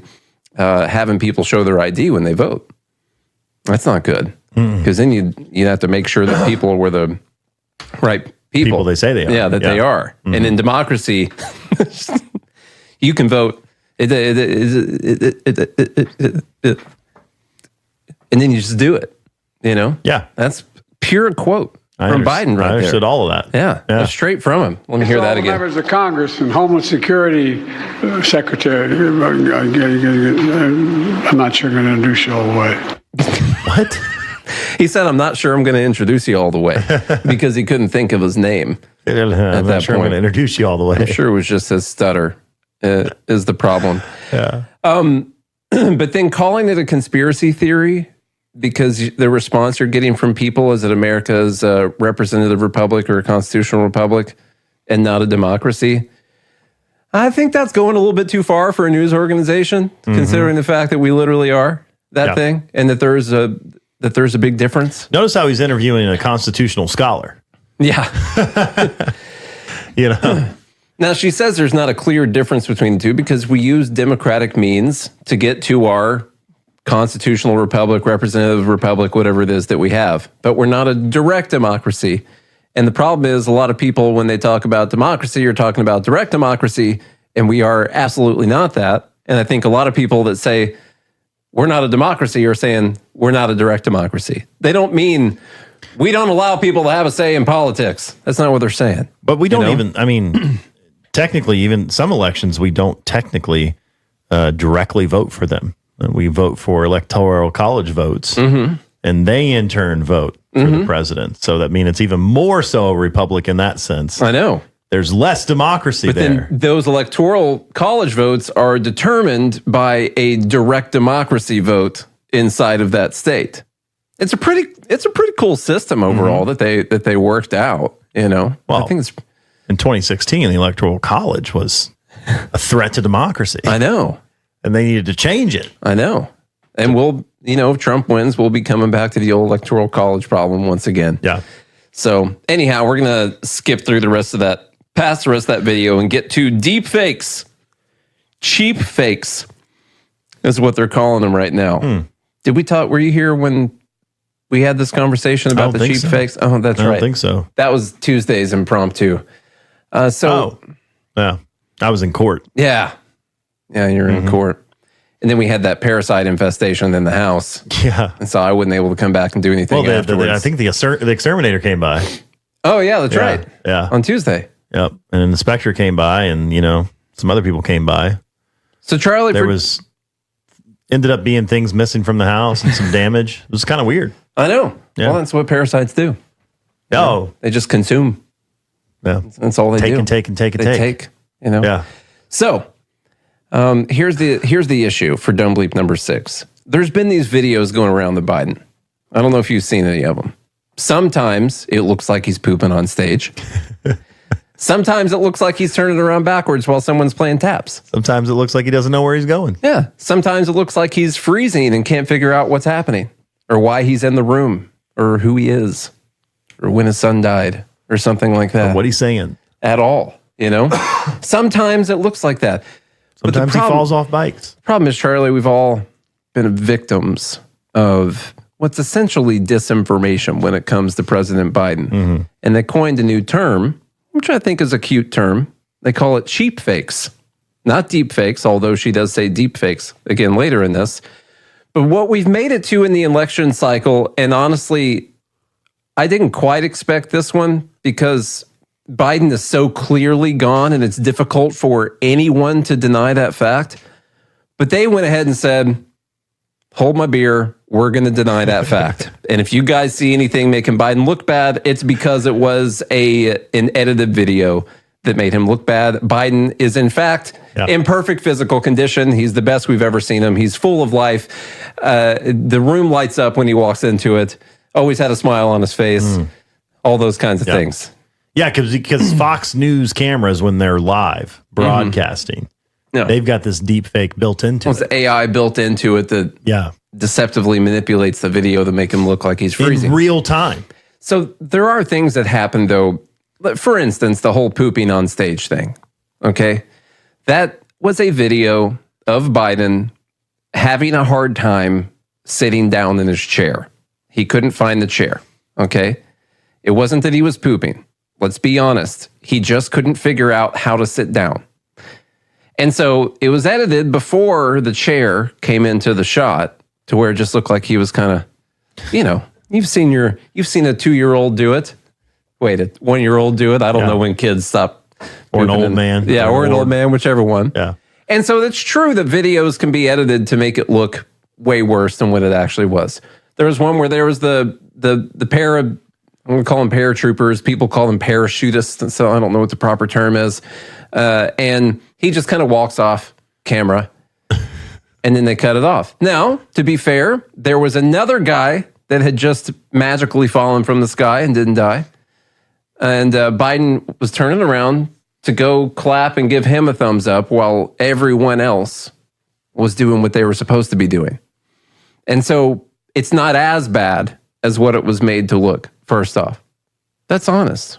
Okay? Those things happen all the time. But the fact is, you wouldn't be able to do that so often if he wasn't clearly riddled with dementia and had no clue what he was doing all the other times either.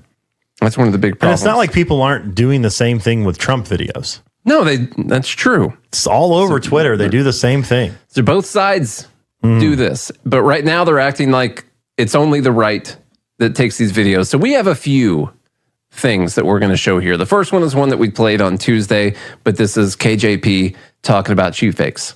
Ironically, several recent cheat fakes actually attack the president for thanking troops.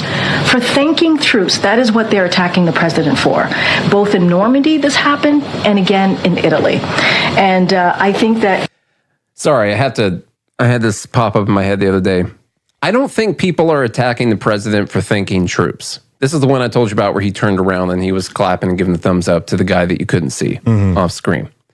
Now, imagine how much of a liar you'd have to be to take that whole situation and turn it into, not only are these cheap fakes editing videos, these people are attacking poor President Biden because he had the audacity to thank a troop that was over there. And that's the kind of people that we're talking about right now. Not the fact that he turned his back when they were playing taps. And wandered off. No, they are attacking him not because it looked like he was doing something off the wall, but because they found out that he was thanking a motherfucking troop. Yeah. And these a-holes are attacking him for that. Yeah. I mean, who believes this? It tells you everything that we need to know about how desperate Republicans are here. And instead of talking about the president's performance in office, and what I mean by that is his legislative wins, what he's been able to do for the American people across the country, we're seeing these deep fakes, these manipulated videos. And it is, again, done in bad faith. I don't think trimming a video constitutes manipulation of the video, just being honest, but let's keep moving. So there was one from earlier. It's this one. To all the members of Congress and Homeland Security. Oh, I accidentally hit the button again, but we'll hear it here in a second. Biden-Harris headquarters is saying Fox News is airing a doctored clip claiming we've entered the realm where stopping a video at a certain point is doctoring a clip. Okay, not like cutting pieces and moving them around to change it or whatever, but just if you cut it at a certain point, you've now doctored it. Don't show the rest. Yeah. Fox News is airing a doctored clip claiming President Biden appeared to forget the name of Secretary Mayorkas. I'm glad they gave us the full context. Okay, but here's the doctored Fox News clip. Here at the White House yesterday, President Biden appeared to forget the name of his own DHS chief. My name's Joe Biden. I'm Jill Biden's husband. Thanks to all the members of Congress and Homeland Security Secretary. I'm not sure going to do show away. But all kidding aside. Now, President, here at the White House Okay, so there's the doctored clip. I'm not sure going to do show away. This is what it continues with. Okay, so we have now a full context. But all kidding aside, Secretary Mayorkas, as well as, I'm not sure. Okay. So they doctored the clip by didn't show the first part. By not showing the first part. So he says, all kidding aside, Secretary, just so you know, that part where he was going, that was a joke. That was a joke. That was a joke. Because he didn't say it's no joke afterwards. And normally he clarifies it's no joke. Yeah. And so since he didn't say it's no joke, clearly it was a joke that he was doing. He was just trying to... All kidding aside, look how concerned the woman is behind him when he starts going... and then they all have to like fake laugh afterwards when he says all kidding aside. Like, oh, it's a funny joke. I love the jokes. It feels so good when he jokes. It's so good. Watch the concern on the woman's face. Which woman? They all look concerned. Nope, oh, her eyebrows went up, and then she looked down. She looked down. She didn't want to be there. And was like, oh, I'm looking down. Yeah. Don't get my face. The problem I see, and the government does this all the time, is that we are now printing cheap fakes at such a rapid pace that we are devaluing all the other cheap fakes that are out there in the market. We've got cheapflation right now. And that's Biden's actual strategy, is to print so many cheap fake gaffes that it takes down the value of each cheap fake gaffe that happens out there. Yeah. It's a monetary phenomenon. It is. That happens out there. On Free Talk Live, we're bringing people to the ideas of liberty every day. From wrestling superstars like Glenn Jacobs. You guys really are having an impact, I believe. Like I said, a lot of where I am now is due to listening to Free Talk Live. You changed my mind on some very important issues years ago. To random people tuning in on the radio. I was kind of stuck in the left-right paradigm. I heard your show by chance on a Saturday night. From there, I went on, joined the Free State Project, and become an amplifier. So, I mean, that's really the reason why I amp, is because I know that if it wasn't for you guys being on as many stations as you are, I never would have found the ideas of liberty.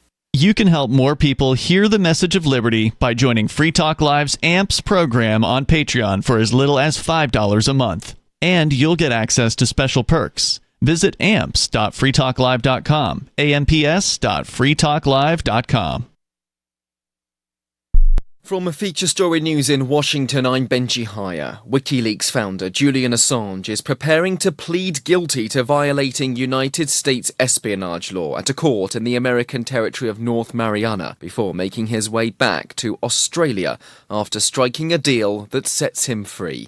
He won't face a prison sentence after serving time behind bars in the UK and at the Ecuadorian embassy in London, whilst fighting extradition to the US. His wife, Stella. If everything goes well, Julian will be on a plane on the way to freedom.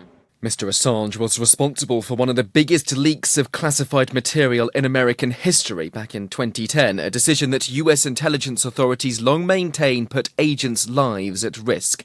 His WikiLeaks site also published emails that Russian government hackers stole from Democrat Party servers in an effort to disrupt the presidential contest in 2016. But Australian Prime Minister Anthony Albanese says there was nothing further to be gained by keeping Assange incarcerated. Caroline Malone looks at what's to come. Julian Assange is due to appear in court in Saipan on Wednesday. 17 other counts against him were dropped. Following the sentencing, he is due to return to his homeland of Australia. There are multiple casualties in Kenya after police and demonstrators clashed as huge protests against planned tax increases took hold in the capital, Nairobi. A section of the Parliament building was in flames as MPs sheltered inside, and gunshots have been heard across the city. The International Criminal Court has issued an arrest warrant for Russia's former defense minister Sergei Shoigu and the Chief of General Staff. The two men are suspected of committing crimes against humanity during the war in Ukraine. Israel's Supreme Court has unanimously ruled that ultra-Orthodox Jewish students must be drafted to the military. There's long been exemptions for conscription for the tens of thousands of young men registered in full-time religious study, but the conscription waiver has become a pressing social issue amid the ongoing fighting against Hamas in the Gaza Strip. The move will likely send shockwaves through Israel's governing coalition, which is held up by ultra-Orthodox parties. Organisers of the Paris 2024 Olympics are still unable to confirm if the River Seine will be safe for athletes competing in the Games. From the French capital, Ross Cullen reports. The aquatic leg of the triathlon and the long-distance swimming are both set to take place in the River Seine, but pollution levels in the water remain too high for safe competition, and the current is also flowing too quickly right now for the Olympic events to take place as planned.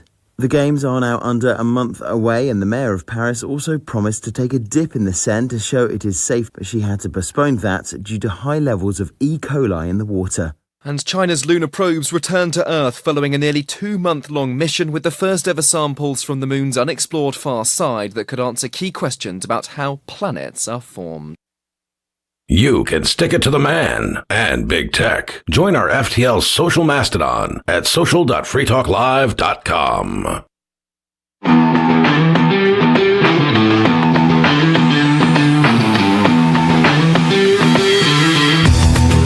It's Liberty at Night with Nate and Charlie on the Free Talk Live network, coming at you from Nashville, Tennessee. We are almost all the way through Dumb Bleep of the Week. Who will win Dumb Bleep of the Week? That is the question. What's the next one? Brian Stelter. He's out there.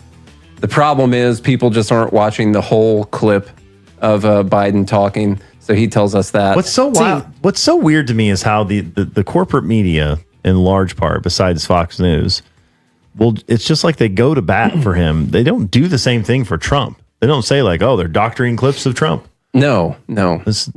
Fox News would probably say they're doctoring clips of Trump. Yes, yeah, that's what I'm saying. This is what's so bizarre. They're just like, rather than, just report the news, for half an hour. No, they just report the news. This is what Trump said. This is what Biden said. Here's what they said. And that's the news. Thanks for joining. Good night. If I could they're shilling for one side or the other. That's what they do. It's so wild. That's what they do. I think the 24-hour news cycle, if you were to make a list of, say, the 5 things that sent the country downhill in the last 20, 30 years, I would say the 24-hour news cycle is pretty close to the top of that list. Pretty close. All right, here's Brian Stelter. Costco said he's still around. He's not normally around, but he knew that they needed some truth out here in the media, and so they brought Brian Stelter in to give some truth. Do you think that this has led to what some experts would consider mass formation psychosis? It's possible. Some experts. Yeah. Of course, they're not credible. They're not, and I don't know what that term even means. No, me either. I don't have the education. You heard someone say that one time. Yes. Mm-hmm. So I'm just asking a question. Asking a question, YouTube. That's all we're doing. So here we go, Brian Stelter. That's what we're seeing. That's what the Biden administration, the Biden campaign is so worried about right now. But make no mistake, they are worried about this. This is a real problem. This is not some made-up fiction. The videos are oftentimes made up, but the problem is real. Because some of us, Abby, watch a 40-minute speech by Biden. We see the full context. Other people only watch a 5-second clip. And that's going to be something that's going to, I suspect, follow Biden for the rest of this campaign. So the point he's making in this clip is that the issue the campaign has is that people are not watching Biden's full 40-minute speeches. They're just watching these clips. And if they were to pay more attention to Biden, they would come away with the understanding that he's not senile. Yeah. I think. It's full of life. Is what they're alluding to. Uh-huh. Now, this is also morphing into this newer idea as well, that it's not Biden who has dementia, it's Trump who has dementia. It's like, I'm not crying, you're crying. Yeah. Like, that's what Biden's doing right now. Yeah. It's like, I don't have dementia, you have dementia. And that is where they're morphing. And they probably both have it. So it's not Biden that's the problem. In fact, what they are concealing from the American public is Trump's downhill slope with his brain, which, from what I could tell, happened about 50 years ago, not in the last few years, but whatever. Here's this guy who knows Trump, apparently. Is he the author of this book? He is an author of a book called Upcoming Apprentice in Wonderland. Mm-hmm. Okay. And kind of funny reason he says that Trump is going downhill. The other thing that I think is really interesting, because I really got to know Donald Trump post-presidency, and I got to see what he was like. And over the weekend, he was talking about how Joe Biden needs to take a cognitive test. Joe Biden, isn't all there. Donald Trump had severe memory issues. As the journalist who spent the most time with him, I have to say he couldn't remember things. He couldn't even remember me. We spent an hour together in 2021 in May, and then a few months later, I went back to the White House. I went back to Trump Tower to talk to him about his time in the White House. And he had this vacant look on his face, and I said, "Do you remember me?" And he said, "No." He had no recollection of our lengthy interview that we had, and he wasn't doing a lot of interviews at that time. You have a very forgettable face. I think that the American public really needs to see this portrait of Donald Trump, because this shows what he is like and who he is and who he has always been. MSNBC's expert on Trump's cognitive decline, well, his evidence is that one time they had an hour-long interview, and then a few months later, Trump did not remember this guy by name. Yeah. There's your evidence. There Trump it is clearly on the decline right now. Mm-hmm. Okay? Yeah. He has severe memory. Who could not remember this guy's stupid face? It should have at least stuck in their memory for a little bit longer. That's... What's his name even? I don't remember. I already forgot. Yeah, I don't know. No clue. And I won't remember. If I were to see this guy in public later today, I would not I wouldn't know. And I'm staring at him right now. If he walked in the room right now, I wouldn't know who he was. No, at all. Okay, so it is. I'd be like, are you that guy? You're that guy. You're that guy. Yeah. It's funny. This is from What's your name again? It's from Biden's Wins, and that was the video that we were just playing. Biden's Wins is a really stupid page on X. They say breaking, which is one of my least favorite things that people do. New reports reveal the severity of Donald Trump's memory loss and cognitive malfunctions after leaving the White House. Every American deserves to know Trump's true mental state. Retweet to make sure every American sees this. It was the video that we just watched of that guy who was mad that Trump didn't remember him. That's it. Okay. Oh, good. We made it to number 7, which is called racism. And so, as you can imagine, there's plenty of stuff in here because Juneteenth was yesterday. Yeah. Did you celebrate? Privately.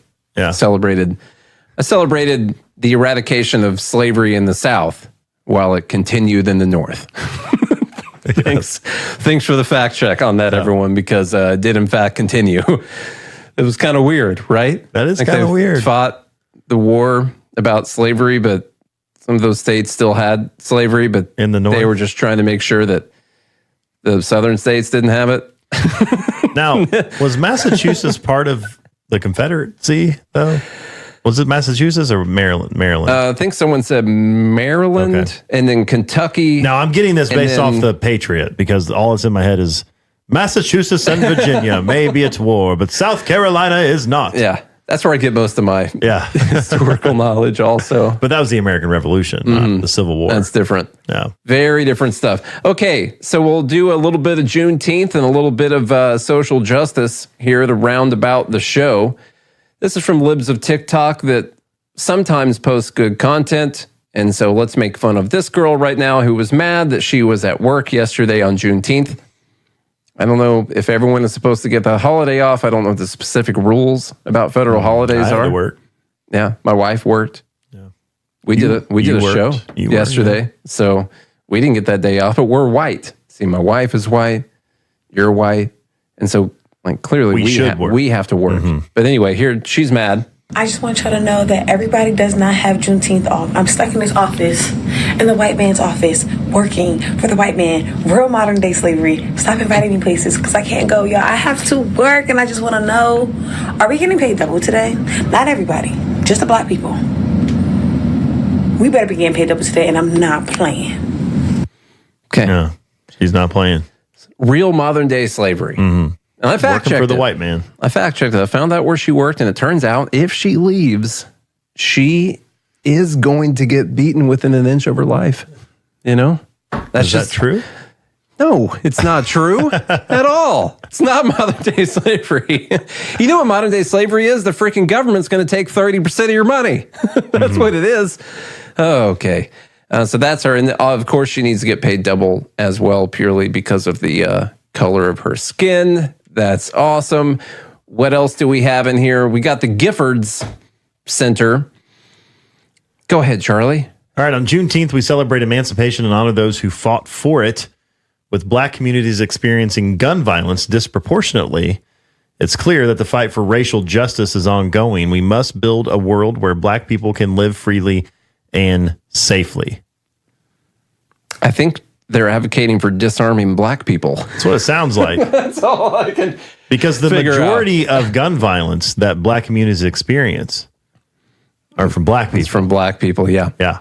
I'm not...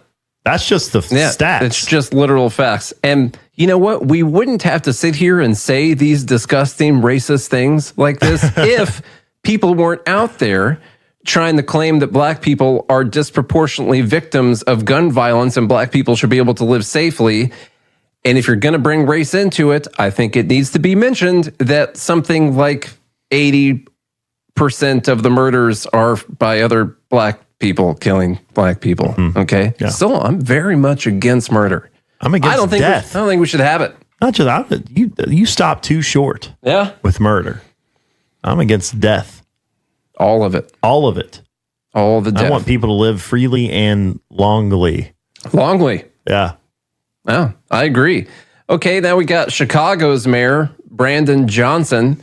Of course, all the problems in Chicago, by the way, have to do with racism. Of course. That's one of the big problems.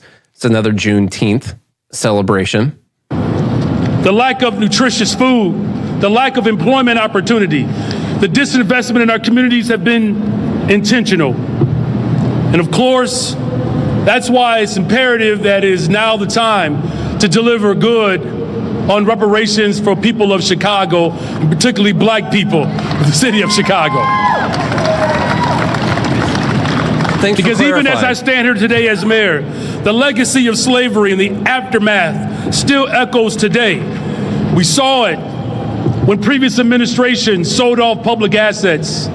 We saw the harm when previous administrations closed black schools and they shut down public housing, when they raided the pensions, these anti-black, anti-business endeavors that have caused tremendous harm and pain. But it's a new day. In fact, we are standing on the shoulders of one of the great leaders of this city, Dorothy Tillman. One thing I wanted to point out from this. Now, who was the previous leader? Wasn't that Beetlejuice? Beetlejuice Lightfoot, yeah. Goes by Beetle. Wasn't she black? Also black, yeah. Mm-hmm. And she stole pensions and... Well... What is he claiming here? I have no clue what he's claiming at all. What are these allegations? Some of the other things, and now when they talk about robbing from the pensions, that probably has something to do with the fact that pensions are like wildly underfunded and guarantee money to people that they don't have and that they aren't making. And sometimes they'll say like, well, you have to do a little bit less for your pension because the money doesn't exist, that kind of thing. It's important for people to take note that this legacy of slavery that we saw includes things like, decreasing funding for public housing. That's a legacy of a legacy of slavery. Things all the slaves that Chicago had. Mm-hmm. Selling public assets. That is a continuation of the legacy of slavery. Basically everything they're doing down in Argentina right now. That a black leader of Chicago did. Yeah. Well, it might not have been her. It could have been the other black guy before her. I'm not sure. He said previous administration. Yeah. Well, I'm not sure if he's talking about the actual city, if he's talking about presidential, Federal, the state administrations, Trump. Whatever it is. I don't know. Okay. He needs to clarify. This is I want to talk for 2 seconds, like 20 seconds, to all the left-leaning libertarians out there who like to call people racist. You've seen some of them before. I have. When you decrease funding for public housing, left libertarian, they will call you a racist who is perpetuating the legacy of slavery. When you sell off public state assets, they will call you a racist who is perpetuating the legacy of slavery. Okay? When you close some public schools due to lack of funding or performance, you are a racist who is going to get talked about on Juneteenth. So all this throwing around the word racist because someone mentioned black on black crime or something like that, just keep in mind general libertarian principles. Mm-hmm. You're going to get called a racist if you want to decrease taxes or something like that. So don't It's let the same people thing they use did that in as a tool. communism, by the way. I think Alexander Solzhenitsyn talks about this quite a bit. He was obviously a communist, but then he ended up going to the gulags as a defector because he defector, as a defector because he didn't he didn't commie enough. Yeah.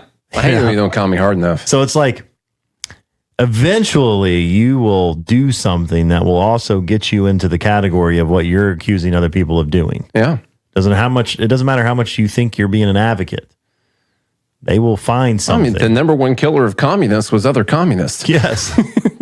Yes. Okay. We'll have to skip past the one before this because I'm about to pee my pants. And so we're gonna talk about. I'm seeing here from the live group they still had slavery in New Jersey, Delaware, and Kentucky after June 19th. So it's not just Maryland. How about New Jersey, that? Delaware, and Kentucky. Actually, he didn't even name Maryland there. Are we sure Maryland was one of them? Was it Maryland or Massachusetts? I don't remember which one it was. One of those M states, I think. Mm-hmm. I don't trust history enough to read about it. Anyway, the point of the whole thing is that the Postal Service is really slow. Yeah, they're terrible. Yeah. At delivering mail. They were not able to deliver the Emancipation Proclamation. I know, far and wide enough as we can today. But today we can just tweet about it. The Army looked and they looked up their tracking number, and they saw that they hadn't been delivered yet. Okay, and it just kept saying that it was pending, that it was about to be delivered. You know, we see it on Amazon all the time. And it just keeps getting pushed back, and they're like, "All right, guess we're gonna have to ride down there then." Okay, yeah. Someone print out a copy of their Emancipation Proclamation, and that's basically the history of what happened. Yeah, for Juneteenth. You're welcome.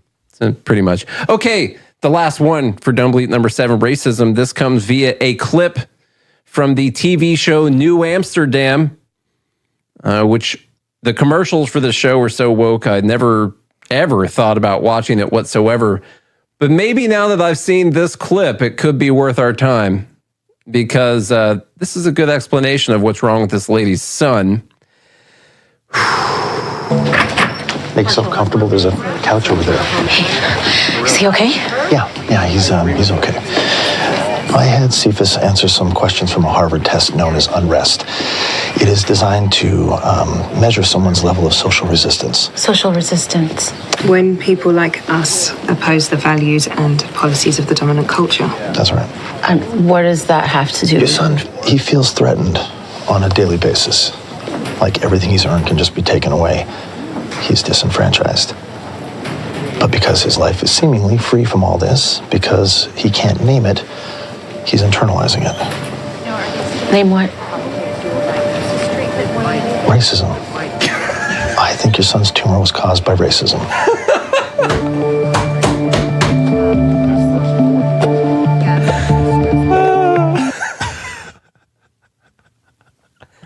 That's good. Wow. That's good stuff. With the Law and Order or crime scene. Bing, boom. With the crime scene music in the background. Boom, boom, boom, boom, boom, boom, boom. Racism, man. Your child's tumor is from racism. Hold on. Let me hear part of the explanation again real quick, because it's that good. A Harvard test known as Unrest, designed to measure someone's level of social resistance. Social resistance. When people like us oppose the values and policies of the dominant culture. That's right. And what does that have to do Your with son, he feels threatened on a daily basis. Like everything he's earned can just be taken away. He's disenfranchised. Like everything he's earned can just be taken away? Was he a libertarian? Yeah. Maybe that's what. Maybe that's what he is him. disenfranchised. Oh, libertarians develop tumors because we walk around worrying that everything that we've earned could just be taken away. You know, we're disenfranchised by the government. Oh my God. Okay, let's start getting votes in. I know there's a lot of other great stuff, and we should talk about the Acolyte sometime. The reason I favor something like this over Acolyte would be that, you know, Acolyte's not trying to portray the real world in any way. So it is dumb that they have seemingly intentionally decided to destroy Star Wars.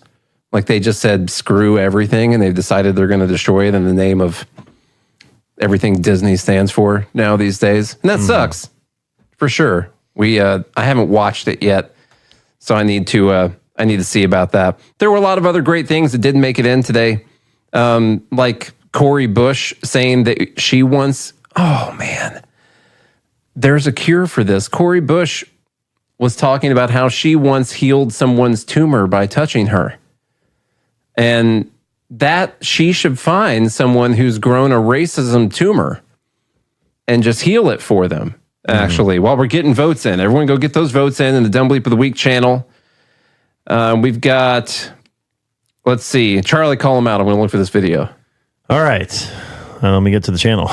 Yeah. So, the Dumb Bleeps of the Mother Truckin' Week are number 1, Louisiana. And that was about the Ten Commandments. 10 Commandments. Yeah. Down there in Louisiana. The homeless high rise in LA. They just spent $170-something million. $175 million or something like that. Something like that. It was $600,000 per unit. Yeah. All of the mass shootings that occurred over the weekend were because of the Supreme Court's decision on the overturn of the bump stock. And that's number 3. Number 4 was the Just Stop Oil folks using some type of fire extinguisher to paint the Stonehenge's orange. Mm-hmm. Orange hinge. Yep. Number 5 was democracy on both sides. Trump supporters didn't know what democracy was. Or why Republic is better. And why Republic is better. Number 6, cheap fakes or deep fakes. The White House making excuses about President Biden's dementia and how it is just edited video. And then number 7, racism. Mm-hmm. Number 8 is me. While we're getting the votes in, we'll hear Congresswoman Cori Bush claiming to cure a homeless woman's cancer with her hands. This is a real thing. You write about healing through faith. On her torso. Tell me what happened.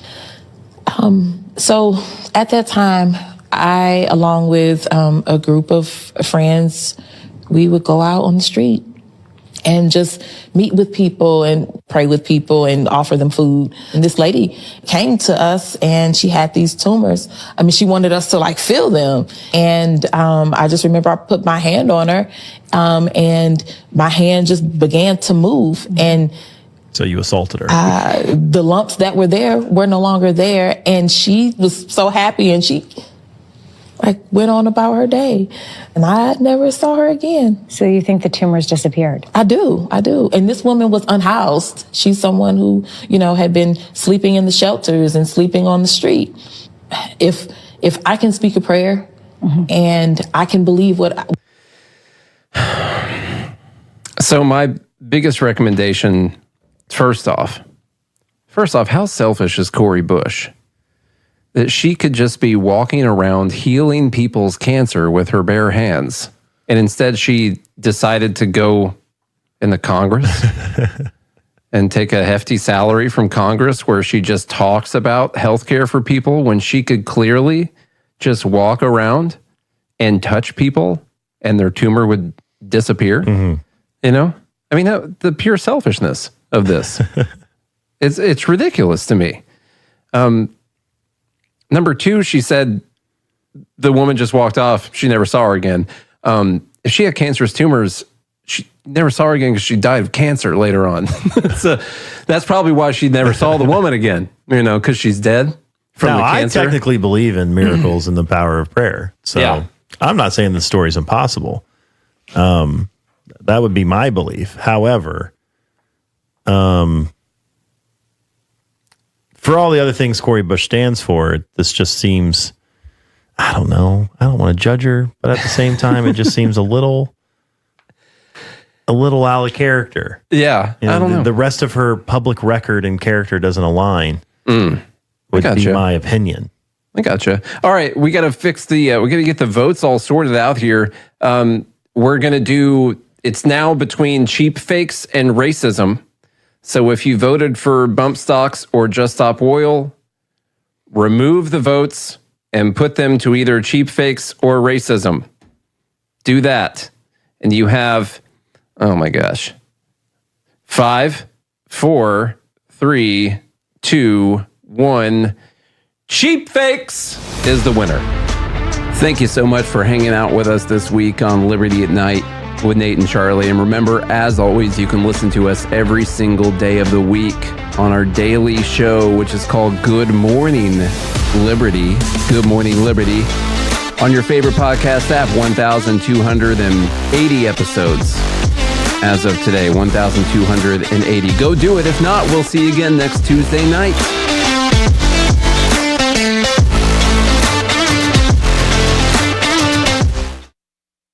Join liberty-minded voluntarists, anarchists, and libertarians from June 13th through the 16th for the 8th annual Fork Fest at Rogers Campground in the beautiful White Mountains of New Hampshire. Fork Fest is a fork of the Porcupine Freedom Festival, which has sold out in recent years. Fork Fest happens the weekend before the Porcupine Freedom Festival. Fork Fest is decentralized, which means that there's no ticket cost and no one is in charge. All you have to do to join the fun is reserve your camping site, RV site, or motel room with Rogers Campground.